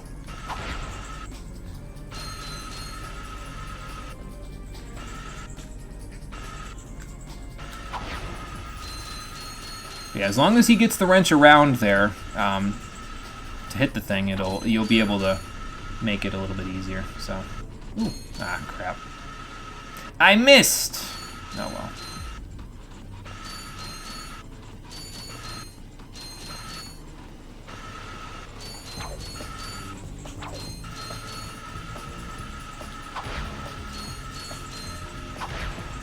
Whee! Oh, that's how you get down there, because you end up right here. And then it sends you flying to right here. Halt! Who are you? What are you doing? What kind of a gun is that? My mission to save the galaxy. Speak for yourself and put your hands down. You look ridiculous. I mean, he is holding us at gunpoint, I so. gotta get the heck out of here. I joined the army to get money to go to college. I never knew I'd end up in a war. Go figure. I mean, Noble cause, sir. Noble my hiney. I just want to get home to my family. Here, I pulled this off a busted robot. Give me some bolts for bus fare and it's yours. oh, okay, sure. The bus is 2,000 bolts here. Holy cow! Inflation in this galaxy must be murder on the pocketbook. Jesus. Thanks a bunch. Good luck saving the galaxy or whatever. That doesn't look like the bus, sir. Chairman Drek, as you can see, we're about to test our newest automated pilot's helmet. This helmet allows pilots to control our latest high-tech fighters using only their parts.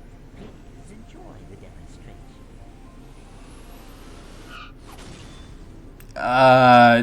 I think the pilots need to be competent first, though. Minor adjustments. Yeah, minor. Sure. Whoa! If they ever get the kinks worked out of that thing, I have got to get me one of those. If they are working for Chairman Drek, they may know where he is. Is that all you can think about? Drek this, Drek that? I got my own problems. Well, let's think about it a different Of this situation, you do have way here, Ratchet. Yeah? Well, if you're so smart, how come you fell for Quark's stupid trick? Ah, forget it. We both need to get to this planet, and that's all that matters. You do, in fact, both need to get to that planet, because thinking about it, if they work for Drek, they'll know where Drek is, and Drek will know where Quark is because, well, you know, Quark kind of follows him around, basically, and does his bidding. So it works out for both of you, basically, to do that. So go to Deserter. He's not deserting anymore. Well, he did already desert, but, you know. What am I playing? It's very clean. Too real, dude. Yeah, seriously. I'm playing on my PS3, actually, rockin' fun, but ever since the Asura's Wrath playthrough on my PS3, I've been searching for a way to get it to look a lot cleaner, and I'm glad to hear that it worked out, because I have its... basically, I have it on my Elgato with the audio-video cable that it comes with for PS3, but I set it up so that it would be upscaled to 1080p and 60 FPS. I don't think it can come through at 1080p on the stream because I think my bitrate has to be above 3000 to do that, and right now it's at like 2200, I think, because my internet connection isn't strong enough to broadcast in 1080p. One of these days it will be, though, and then we can go from there. I gotta get myself some of the new internet that's coming in this area, too. There's, like, a new fiber optic network that's coming to my area, and apparently they've got, like, their basic plan for internet is, like, 50 upload speed, which would give me any pixel quality that I really want to, so... I gotta get me one of those.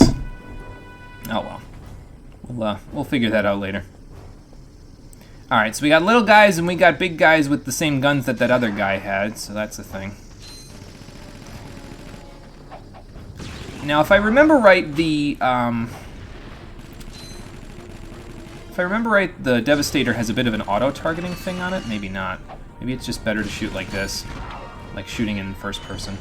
I'm not a big fan of shooting in first person, to be honest with you, in the Ratchet and Clank games. I usually prefer to just shoot in third person, but it requires me to actually be able to, you know, use a strafe mode, and in this game there is no strafe mode, so you kind of gotta just make do with what you got. Let's see what this trespasser's got going on. Oh, lordy. Alright, what do we got here? So these need to not be in front of something. So this needs to go here. Yeah. And this has 3. So this needs to go here. No. Here? Maybe.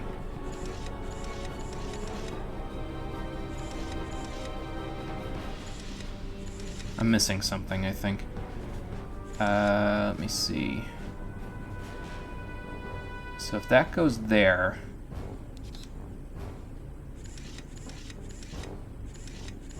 That can't go there then, so that doesn't work. Basically, these need to not block things. So, if that goes there. Doesn't block anything vital, I don't think.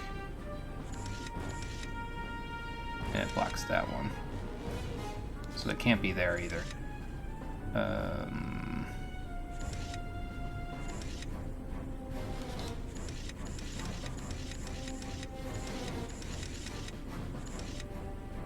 No, it can't be there either because it blocks the bottom one.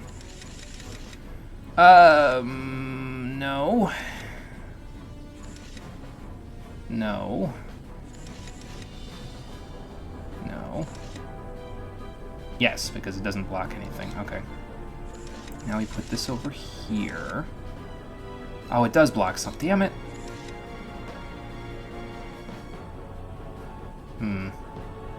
That doesn't... No, it does block something. Okay. I gotta find the right spot for this. There we go. Sometimes it's just a matter of moving things around, you know what I mean? Just keep moving things until eventually you get what you want out of it. But you do get quite a lot of bolts for coming in here, so... It's rather good to do.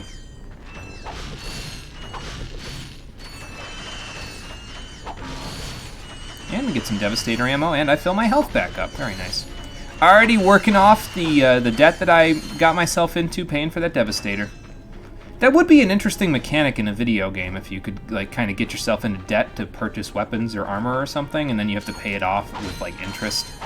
I don't know if there's any video games that make you do that. I think there was a similar, like, a really simple debt system in Gothic 2, but I don't think I ever made use of it, so... He has a bomb glove. Okay. So do I, sir. So do I.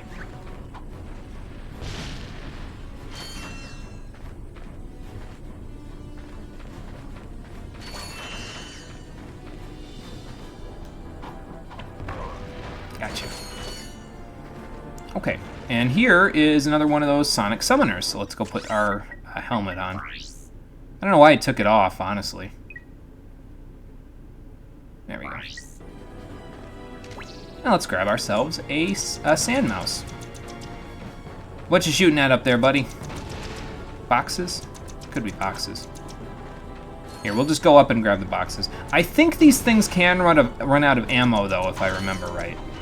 I'm not 100% sure about that, but I think that's what could happen. Ooh, gold bolt. And once they run out of ammo, I think they explode, if I remember right. So I'd prefer to bring him along if I can. Oh, that's what you're shooting at.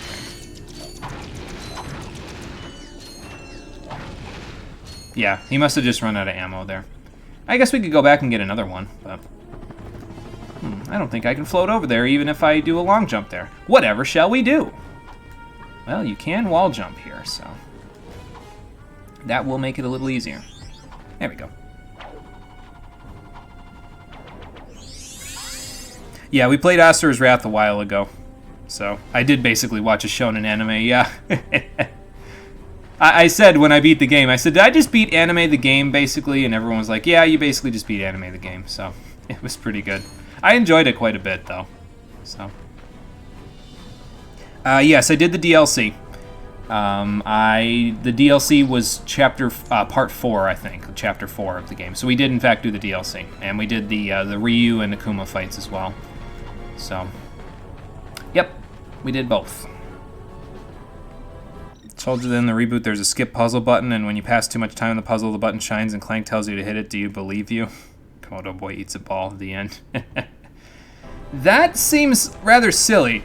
Like, what's the point of doing that? You know what I mean? Like, it's like the dumb, what's it called? That Comet Guide thing from Super Mario Galaxy 2, I think, has the Comet Guide, where if you die too many times on a certain level, it just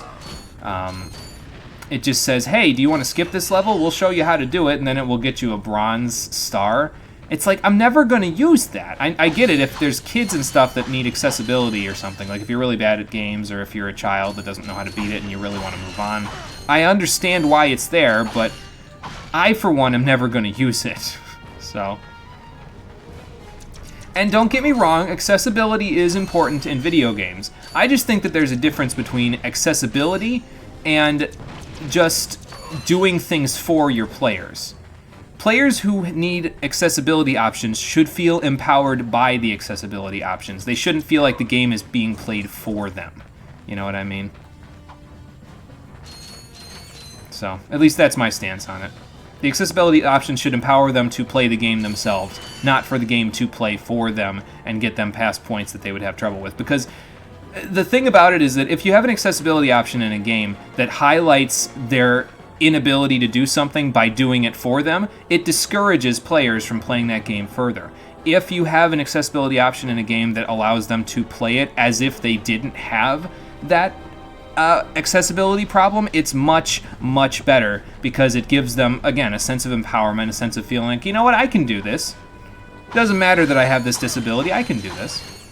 And that's the best feeling in the world. So, I have a little bit of a particular stance about accessibility options in games, and again, like I said, it's important to have them, but there's a difference between doing it for them and allowing them to do it using the accessibility options that you make for them. If your puzzles are so challenging, or you think they're so challenging that you feel the need to give the players a skip button for them because they just don't have time for it, then that option shouldn't be in the game at all. And honestly, interestingly enough, I'm sure you'll know... Oh my god, where'd that tank come from? Interestingly enough, you may follow my line of logic there because it's the same exact way that I feel about microtransactions in video games. What a shock. No, I tank busted him there. So there's my soapbox about accessibility in video games. It's important, but... What the hell was that? It's important, but not if you're going to do it for the player. Like, at that point, it's just like, change the puzzle, you know? If you think it's that bad. Or that hard. So, I have a bit of a soapbox for accessibility options, because I hear a lot from people about why accessibility options are important in a game, and I agree with them, but not 100% in all cases, you know? And those are the cases where I don't agree, is where it does the things for you. That's not cool. Remember, for some reason you thought you didn't do the DLC for Asura's Wrath? That's okay, Conker, no problem. I got you. I got you covered. I must have full... No, I don't have full. Why didn't I get that ammo? Where'd it go? Oh, well. Okay with a puzzle button in some case, but not having a game literally telling you skip the puzzle is not okay, yeah. I feel the exact same way. Like, if you think that they would need a skip puzzle button, if you think anyone would need a skip puzzle button, then you need to change the puzzle so that it's less of a point where it's just difficult for difficulty's sake, or you think it's difficult for difficulty's sake. That may change it to make it too easy, but honestly, I would actually rather that it be too easy than you need to put in a skip button. Whoops. Alright, I guess I'll just do it that way then. Just eat a few missiles, whatever. I'm trying to use the Devastator too much. It's not working.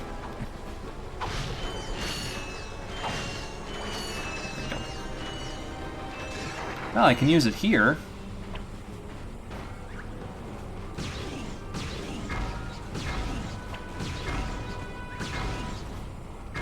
There we go.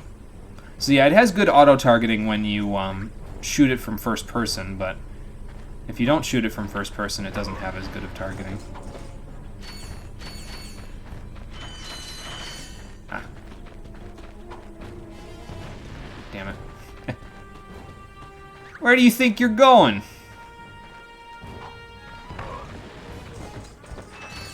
No, that takes care of that. Alright, let's get this turned in. So we can get to the entrance to the city. And maybe help them fight the war. There's that one. Yeah, oh. Almost missed you. Yeah. Just barely missed him. That's okay. Gotcha.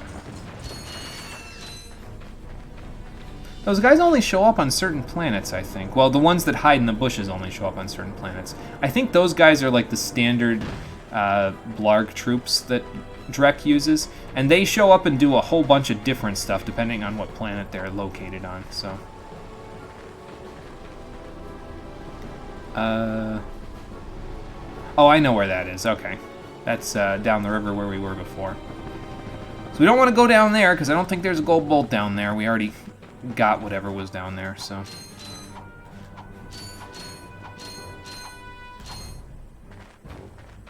Nothing in here. Is there another tank over this bridge, or what? Perhaps. It's a weird-looking puzzle. I wonder how you get past that. Interesting. Sergeant! Blasted thing, it won't budge. I've tried everything I know short of nuclear weaponry. No, never mind. I don't think that would work either. See ya. Not so fast, soldier. You're going into that compound even if I have to throw you. I mean... That ventilation shaft leads to the turret platform. Soldier, find a way to use that shaft to infiltrate the compound undetected. Wouldn't it be easier if you actually just threw me, though? Because then I could get across without having to find a way through that ventilation shaft. I reward you. Oh. I intercepted this communique that you might find useful. Take it. Alright, cool. I'm off to find my battalion. Good luck. Alright, see ya, I guess. Hello once again, fellow Blarg. I hope this message finds you well. As many of you know, our home planet is no longer habitable. We've abandoned our factories, our laboratories, and our happy lives because of the encroaching pollution, leaving much behind. Fortunately, the nearby Wonder what that vending machine was for. with all we need to create our new home, which is nearing completion. Once our scientists locate the ideal orbit, our new world... Yeah, I guess the lieutenant did survive, didn't he? I was gonna say, how did he live? But I didn't kill him, so... Now do you understand why we must stop him? He won't rest until he has destroyed every planet in the galaxy. Yeah?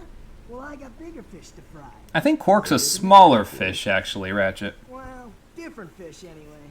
Look, didn't that commando guy say we could get into that compound? Yes, by using the ventilation shaft. But we will need something special to walk on that. Fine. Let's get going then. We'll come back later. Okay.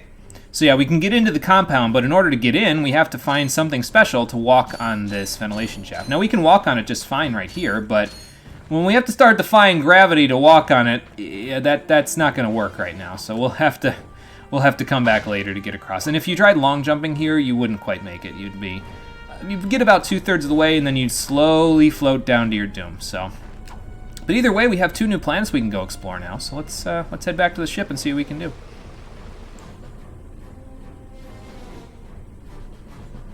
Could have sworn there was another section on this planet that I missed, but maybe it's past... I think it actually is just past the, in the compound there. The part that I'm thinking of. I think there's a turret section, but I think it is past the compound there, so... I could buy these, but I think I'm good. Oh, that's a nice one. Yeah, I'm good.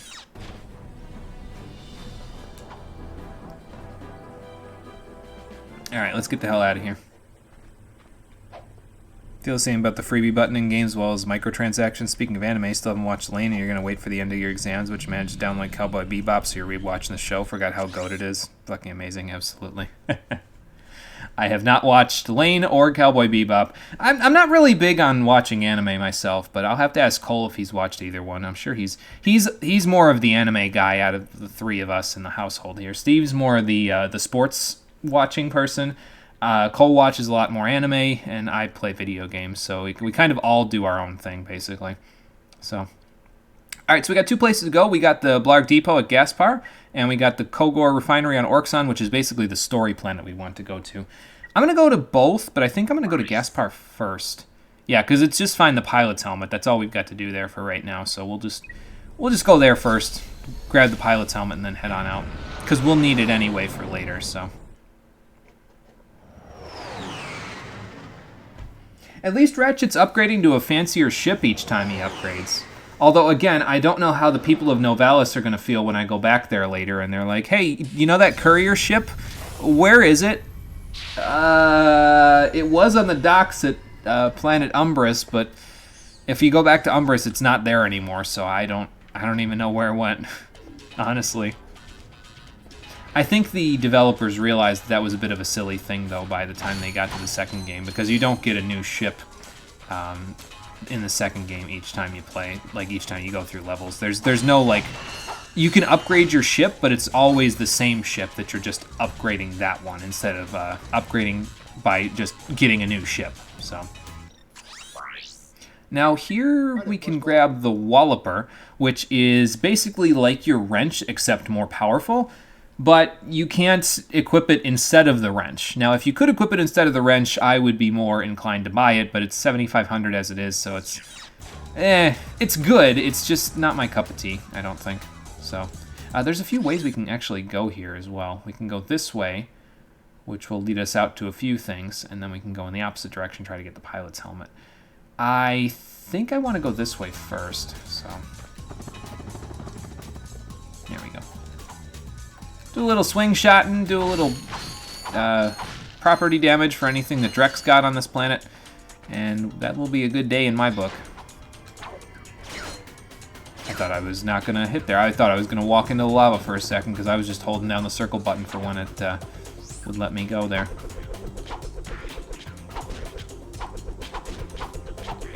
There we go. Had to aim it just right there. Oh, okay. More quote-unquote sand sharks, although these ones are robotic, so a little bit different. I think they die to the same amount of damage, though. So. Yep. See? Pyrociter doing work even here and now. Nice. Well, that'll work out in our favor. And look, it even gives us a fancy swing shot target for destroying those. Awesome.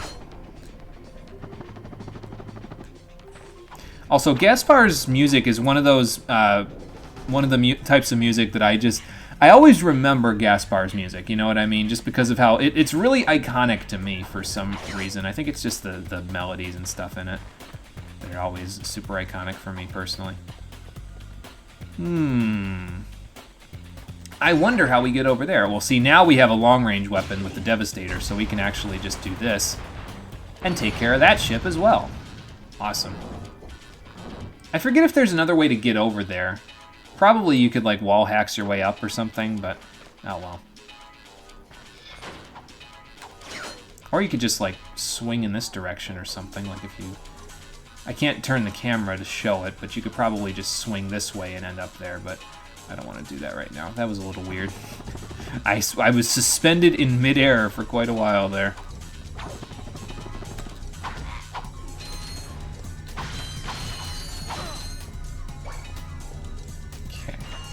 What do we got? capacitor, devastator. That should be everything we need. Oh, shit. I think that one needs its motion servos checked. Because it probably wasn't supposed to walk off that cliff.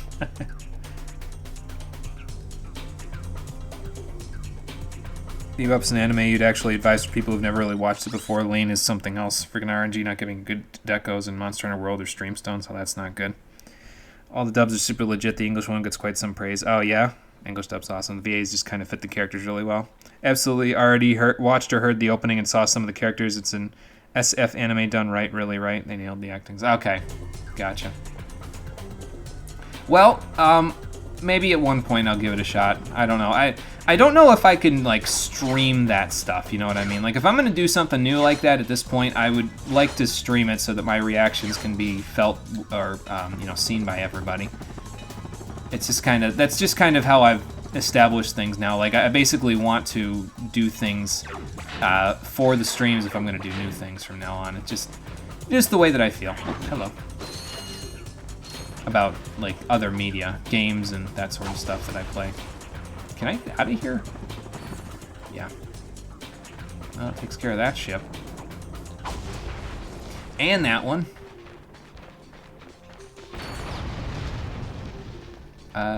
So that should give us a couple swing shot targets, right? Yep. Well, one, but, you know. Yeah, I don't know how that goes. I don't know how streaming, like, if I'm allowed to stream anime that I would watch. I don't know how that works. I'd have to look it up. One of these days. Like, if I ever really get in the mood where I'm like, yeah, I kind of feel like doing that. Like, if it gets my interest, if it piques my interest by me looking at a little bit of it. We'll see. Alright, let's get moving. Wonder if they got anything else on this planet besides just the pilot's helmet. There might be other nifty tools for us to use somewhere around here. We'll have to see. I think I got everything there. I forget if this game has like a bolt grabber that lets you grab bolts from further away. Not 100% sure. Something blew up over there. Not 100% sure. We'll have to see. I don't even know why I crouched through that one. It wouldn't have protected me if there was a thing on the inside there. A radioactive box on the inside.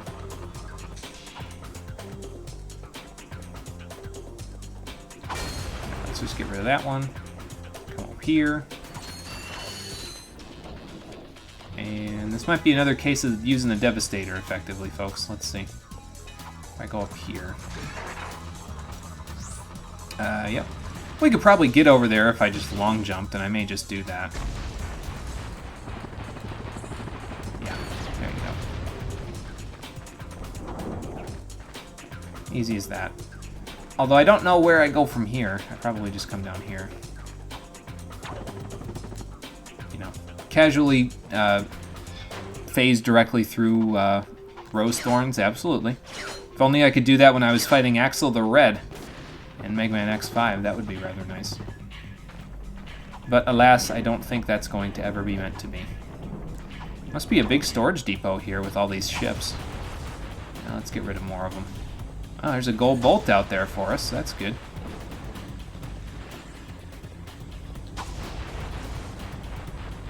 And one more.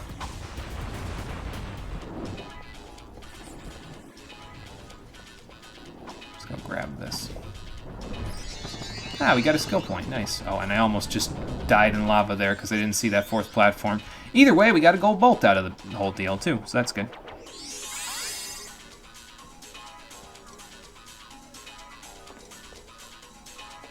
Was there anything else over there? I don't think so. I guess I could go look, but I don't think there's anything else over there. Nope. Okay. Curious Cowboy Bebop's an SF anime that's basically old school SF, like how we used to imagine the future back in the day. Oh, okay. So it's like an alternate future type of a deal. Okay. Gotcha. I'll see what Cole thinks of it, because I'm sure he's watched it. Maybe he'll be able to convince me. I don't know. Like I said, I haven't really watched too much anime, and I'm not certain that I will have the time to do so in the future, but perhaps at one point.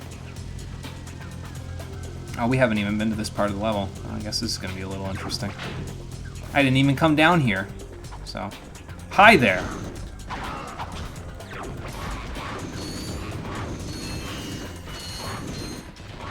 Where are you guys going? There we go. But yeah, if you took the elevator down, you'd end up right here from your ship, so... Yep. Now, you're supposed to go this way and blast through the store with that turret. I think there is a way to, like, wall hacks past the section that you're supposed to go, because up this hill there's a shortcut that you can take, basically from the top to get back to your ship a little easier. I'm just not 100% sure if I'm able to do... Like, you can do the shortcut in reverse, essentially, if you do this correctly. But I don't think I can... I don't think I have the dexterity to do it, to be honest with you, because you got to kind of like jump up here and up these gaps in the cliffs and everything, and then you can end up there. I guess I could try it. I will jump back down if I can get it, though. It's a speedrunning trick, basically. But I will jump back down if I get it, because I'd rather do the level legit. Basically, you like get on this, and then you like go this way somehow. You gotta like get up on these rocks. There's like a section where you can actually jump on the rocks somewhere. I don't remember where it is though. Again, I'd have to re-look at the speedrun trick, but basically that's the gist of it. You find there's a little spot that you can go on the rocks there, and then you just keep jumping and jumping and jumping up the rocks. So.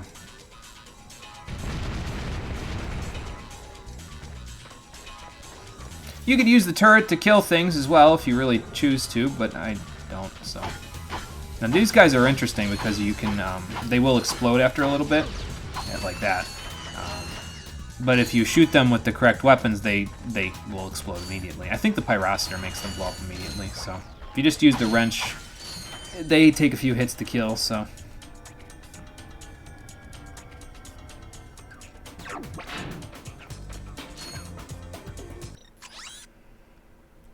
Futuristic thing feels very old school with old-ass guns and smoke like a cowboy. There's old school aspects are also shown by using a jazzy or soul OST with a good-ass beat and lyrics with hoarse jazzy voices during the action sequences. The OST does a lot for the atmosphere. It's the fucking best.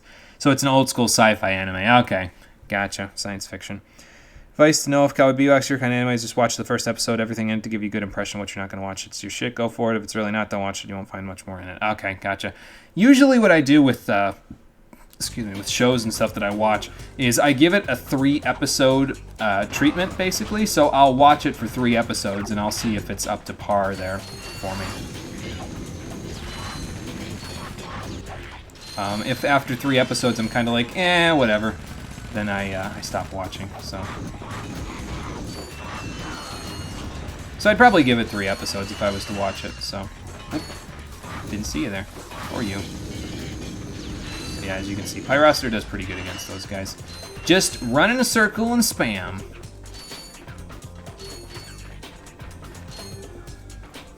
A couple of sand sharks over here.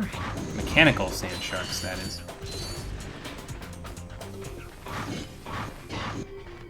There we go. Gonna need the mom glove for this one. There we go. Simple enough. Does the mom glove work on this guy? Yeah, after a couple. Maybe I can use the suck cannon on them. I've never tried that. I guess I can attempt it. Nope. Okay. Suck cannon does not work on them. Good to know. So this, I've been using the suck cannon less and less here, but it'll have its use. Don't you worry. Maybe I should use it more on the sand sharks, huh? That's a thought.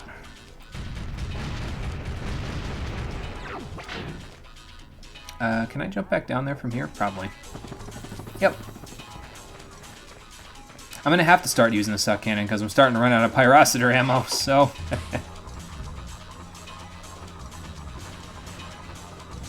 And here's the perfect opportunity to use it. There we go.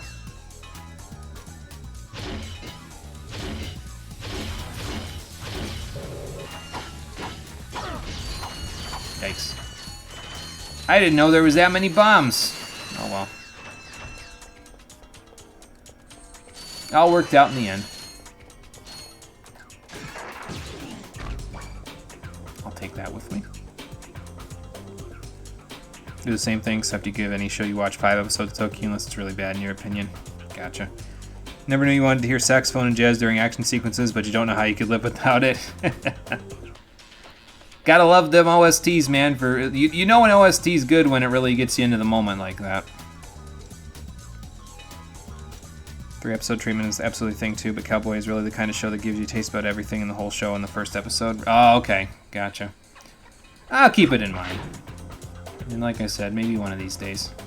I really hope these tanks don't, like, all come to life and try to kill me. That would suck. I see some dudes looking out from them, though. Oh, that's not good.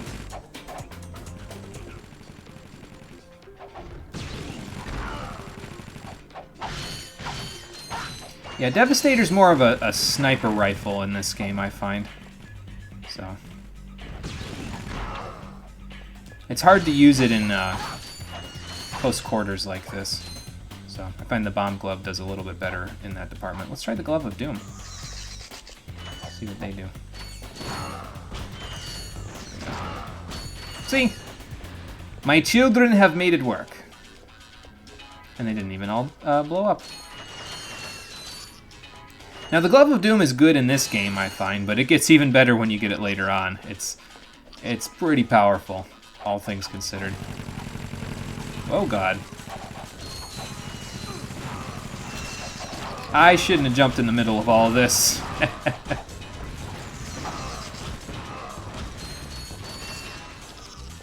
Again, at least it all worked out, but it probably wasn't the smartest idea I've ever had.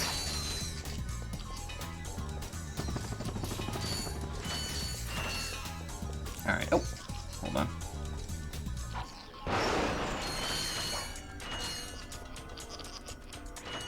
Alright, hold on, boys. Let me blast that open for you. Wrong way. Oh, they're already blown up. Well, there we go. Alright, come along, boys. Yeah, see, like, sniping like this is a lot easier with the Devastator. It lets you do some preemptive strikes that you otherwise might not be able to do.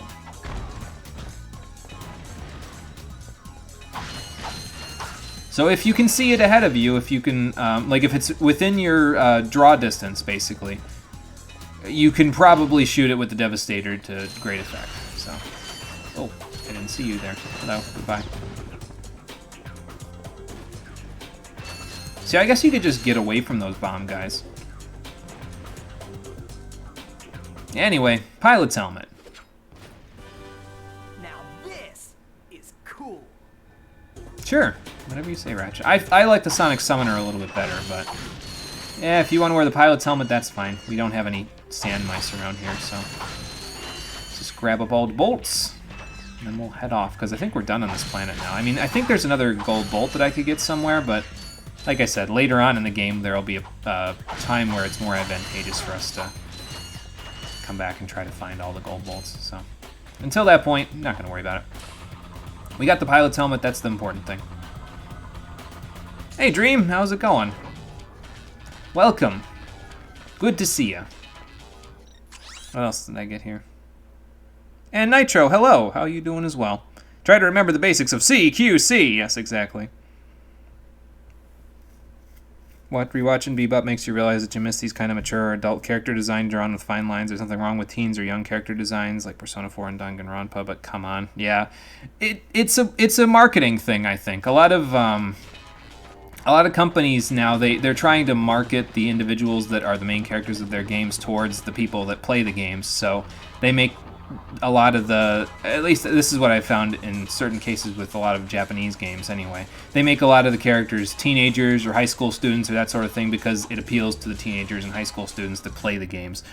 It gives them sort of like a wish fulfillment thing, like they're stepping into an alternate reality where they can become similar to or as those characters in the game. So at least that's the really nitty-gritty, kind of depressing way of putting it, I think.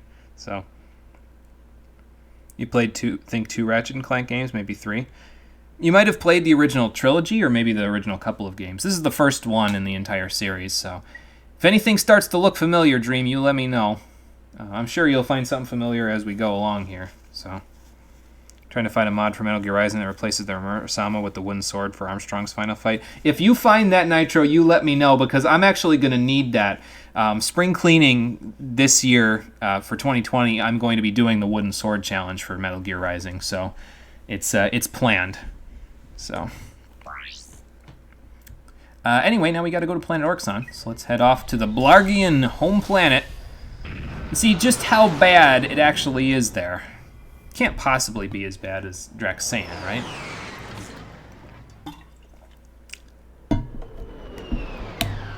You don't think you played the first? You played the 2 PS3 games? Oh, okay, gotcha. So you might have played the future games, the Ratchet & Clank future games. Well, those are good too, so... This will give you an idea of where their origin story comes from. Oh, okay. Warning, O2 mask required for organic life forms. I guess it's actually just as bad as Drek was saying, isn't it? So now we gotta play as Clank alone for a little while. There are certain sections of the map that we could probably access if I really, really tried, like over there, maybe. If I made like the perfect jump, but... We don't need to go there just yet. We'll come back when when Ratchet can actually come out here. But we need an O2 mask in order for Ratchet to come out here, so... Can't do anything with that right now. For now, it's just... We'll just make do with Clank by himself.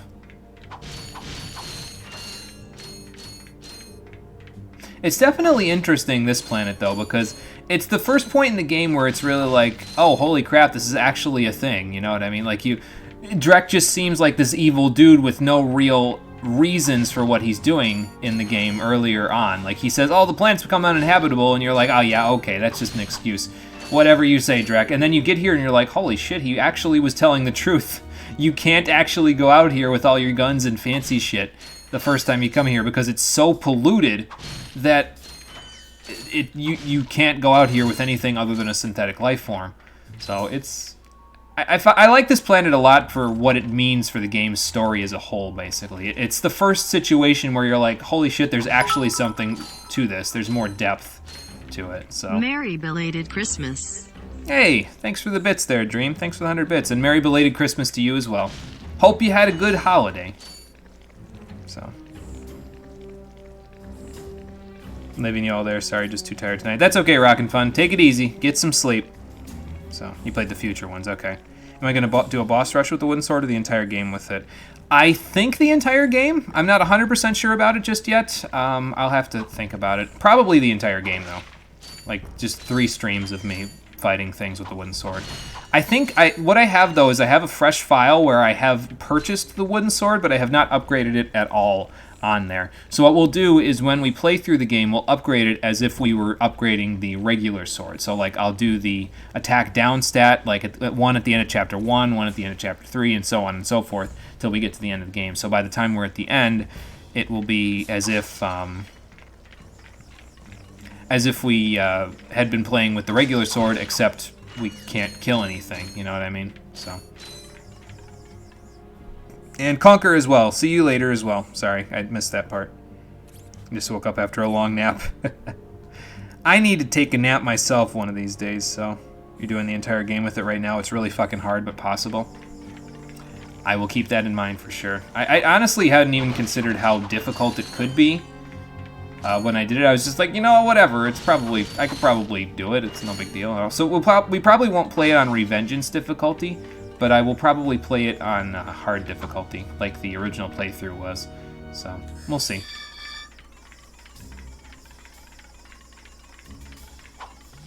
Come with me, my children. There we go.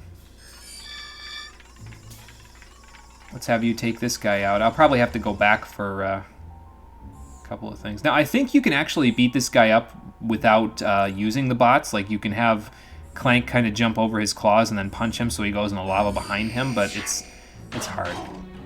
So I have decided that it is not worth it for me to do so. Instead, I'm just going to have my bots do it for me.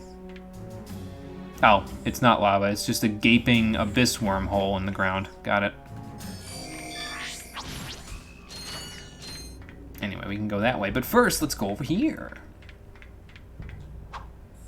I don't know what the deal is with this hole in the ground. Like, I don't know if it's actually like an organic life form that's just spewing pollution or what, but like if it's just an inanimate object, like what's with the teeth? You know what I mean? Like why did the teeth need to be there? It's just an aesthetic design choice, I guess, but and especially with those, like those are ventilators, but like you look at that and those there, that looks like eyes and a mouth to me.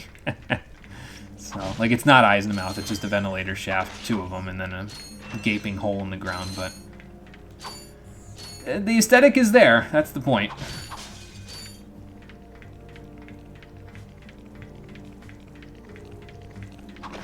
And then the other thing about this planet that makes it kind of interesting is that essentially while you're here with Clank, it's like playing a full planet as Ratchet, basically. So like before, the Clank section that we did on the Blargian space station was just a short little jaunt to go get the Hydro Displacer. Here, you basically play an entire planet's worth of gameplay as Clank here. So you got a solid like 25 minutes, half an hour to do this planet, basically. So it adds to the aesthetic of this place being this sort of really bad, awful environment that the Blarg actually legitimately needed to find a new place. Now, granted, they're still doing a terrible thing by chimerizing other planets and tearing them to pieces by terraforming them in order to build a new planet. That's still awful, but at least now you can see that there's a reason for it. You know what I mean? So.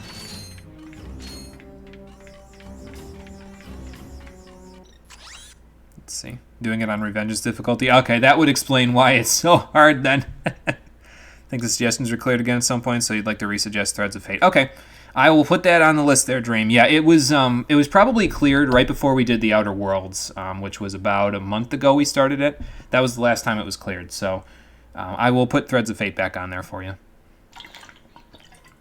once we are done with the stream today. Probably a secret boss waiting to kill a certain someone, you don't know. Yeah, maybe. Potentially could be. We will have to see. Oh god. Oh god, run! I thought that was going to blow up my bots. That sucks. I'll have to go get some more. Or just get the ones that I had back, really. Oh, they're over there, so that's fine.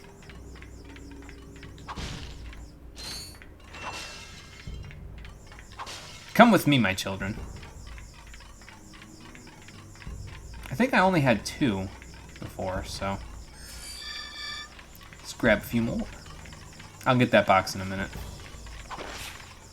I need 6 up there. Okay, so I must have had another one somewhere. Oh, here's the 6th one. Never mind. Let's rejoin your brothers and sisters. There they are.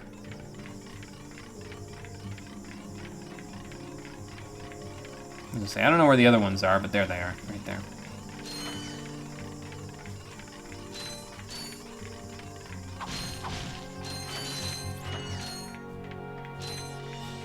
Alright, you guys go up here. Oh, I can use that teleporter too, huh? Okay. I didn't realize that. Oh, okay.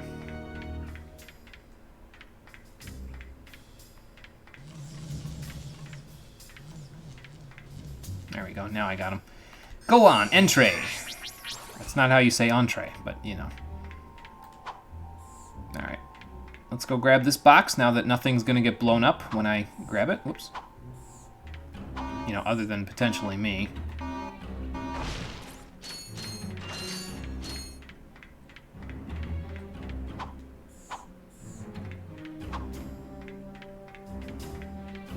And then let's go here. Do I want to grab these yet? I think I should.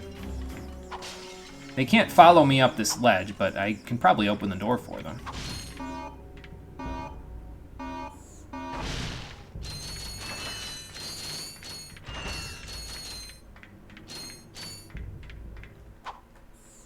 And we'll let this go while I do this, because this will open the door. Come on. There we go. So yeah, once you step off the switch, it'll close the door. So you gotta kind of make them work for it a little bit. Get them to come with you. I don't think I can get up that way, so... Let's go right here. Why don't you guys wait here? I'll be right back. Ah, there we go. That will let me break those boxes.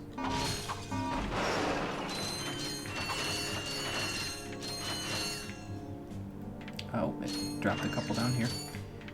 Stand firm until I go over here. I'll hit this switch. Now follow. There we go. Yeah, a few little puzzles with Clank just to give you a little bit of a break from all the running and gunning that you're doing with Ratchet, so.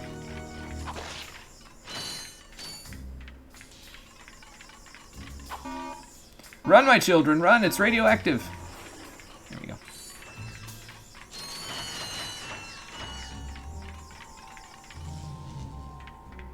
Well, 2 of them went through.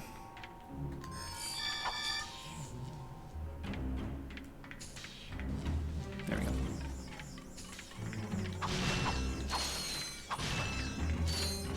Oh, I missed a couple of boxes. Hold on.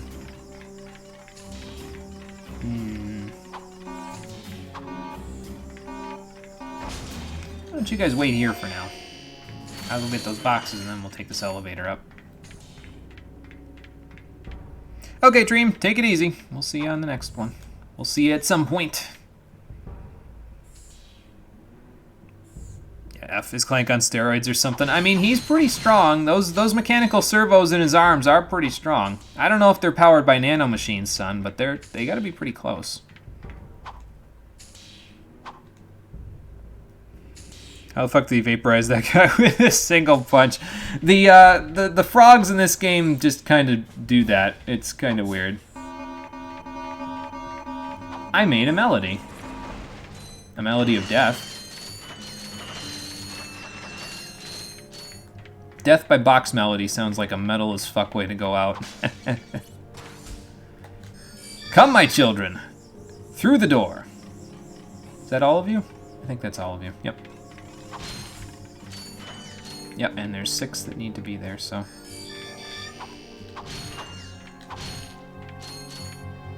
Oh, I know what you're supposed to do here. You're supposed to tell them to enter, and that's when they'll go in this thing. Got it.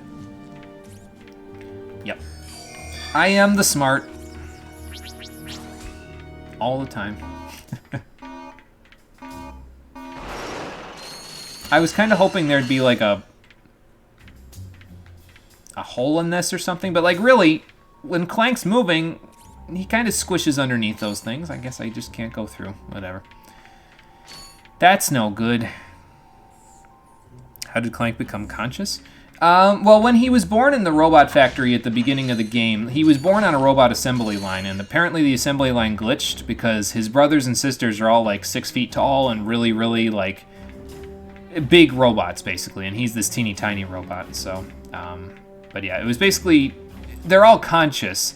It's just due to a glitch in the system, Clank is conscious, but also a lot smaller than every other robot in his line of products. So, yeah, that's how it happened, basically. Happens right at the beginning of the game, so. Ooh. Oh. Okay. Magnetic boots. Hey, you know, those could actually come in handy for walking on that ventilator shaft. Are you sure you should put magnetic boots inside of your servos there, Clank? Isn't that like how cell phones get damaged? If you put a magnet too close to them?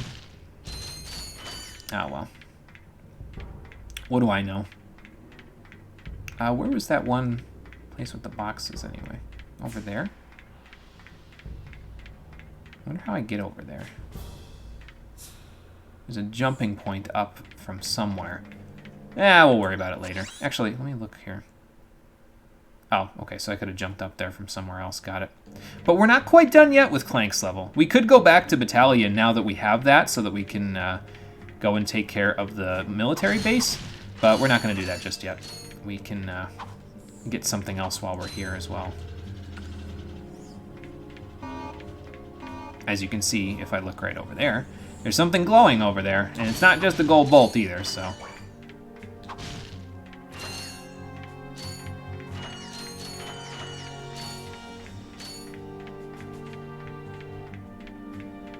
Yeah, he's gonna die. there's a possibility that either him or Ratchet may die near the end of the game, but I mean, obviously there's a reason why the series is called Ratchet and Clank. They obviously both have to come back at some point for it, I guess. Okay, now this part's going to be a little tricky because I got to kind of wander around the wilderness here with something throwing bombs at me, while also trying to keep my children out of the way of the bombs, so I'm going to put you right over here for a second. Let me do... Ow. Well, that worked. It's a little bit of a different solution, alternative solution, but it worked. Alright, let's grab these guys and make our way downtown. Okay, let's see here. If we hug the walls, we should be somewhat safe. Famous last words, right? Alright, so let's put these guys back here. You guys wait here. I'll go clear the way.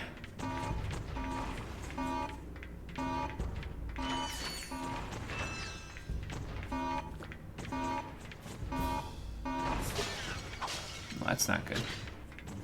Good thing he respawns immediately. Alright.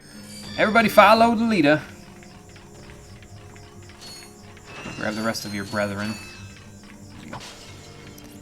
And that'll be 6 again. So now we just gotta hug the walls again to get out of here, and hopefully that'll be enough to make it through.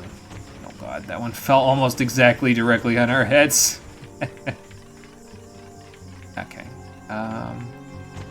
Everybody make it? Yep, looks like it. Alright, let's bring them in here for a quick second, and then we'll make them wait while I get that radioactive box. I wonder what that sound is.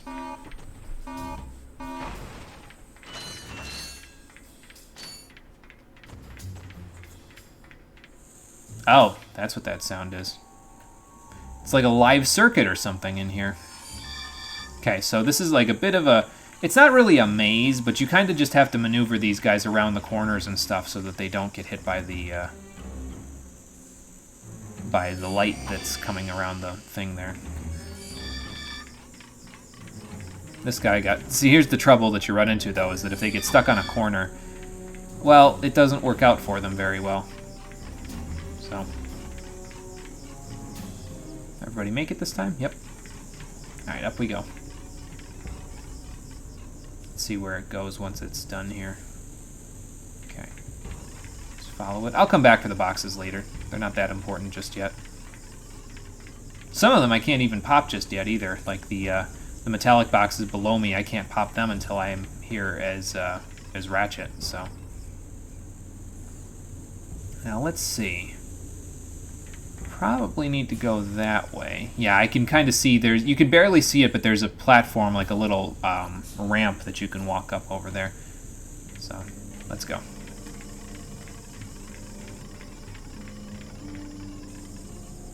Okay. So far, so good. I think we'll wait one more cycle before we move from this one. That's a close call there. Okay, let's go.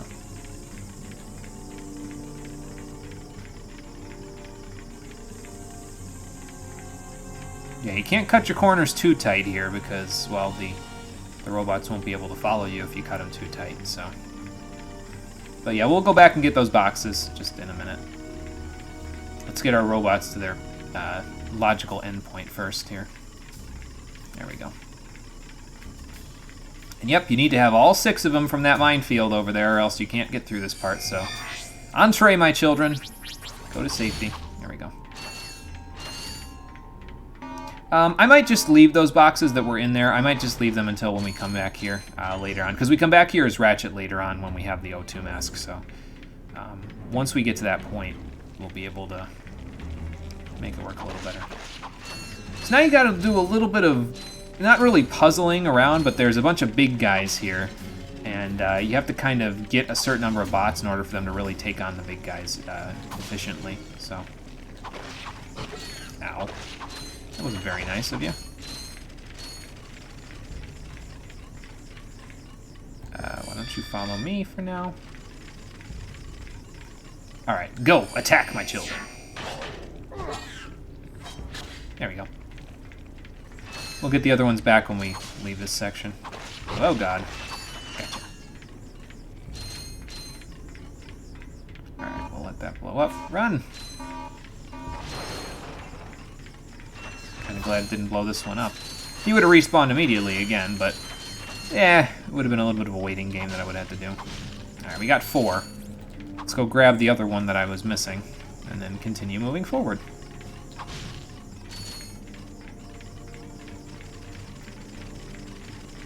How about we grab this one as well, and then make them attack! Nice. I don't know if they attack the small enemies that fight you, like these frogs there. I know they attack the big enemies, but I'm not 100% sure if they attack the small ones as well. I don't know what you guys are doing, though. It's alright. Don't need to attack yet. We'll attack when we get a little further. I guess he could be eviscerating that frog completely in one hit like that by just like reaching inside of its mouth with his fist and then just like ripping it open from the inside when he hits them. That's kind of metal.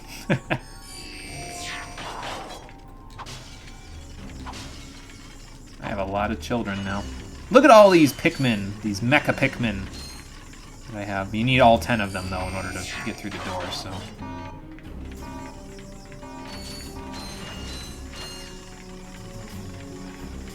Alright, let's send them through. Go, my children, to safety. Oh, well, that's rather convenient. Nice.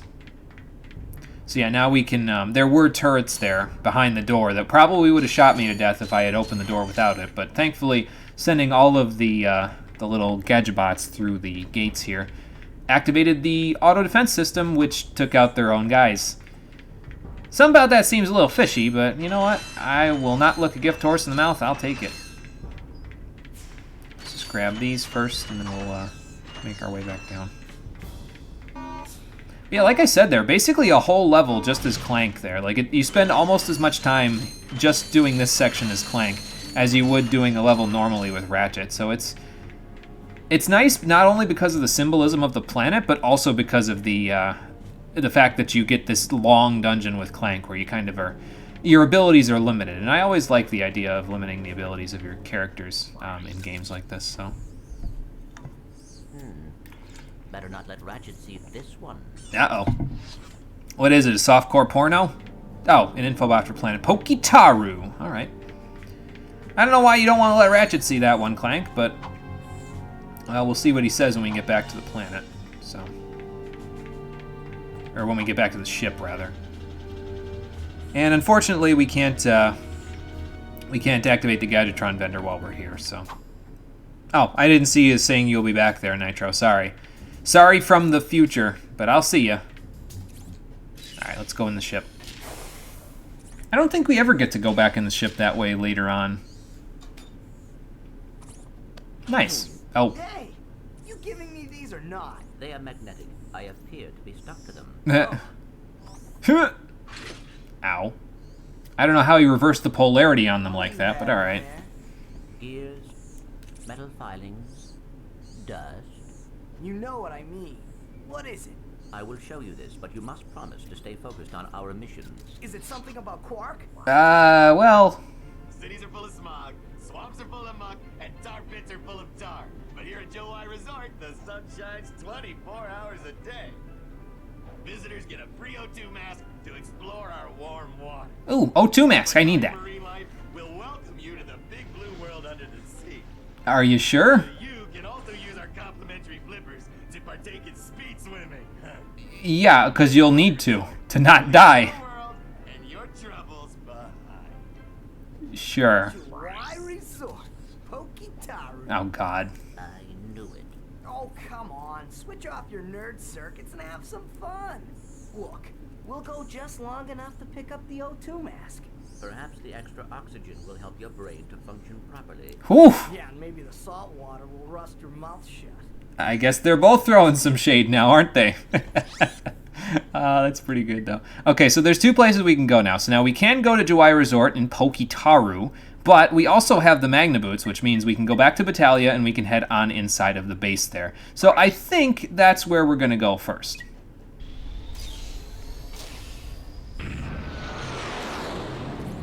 Then after that, we just have to go to Pokitaru. We'll go have a beach episode or something. We'll pick up the O2 mask so we can go back to Orxon.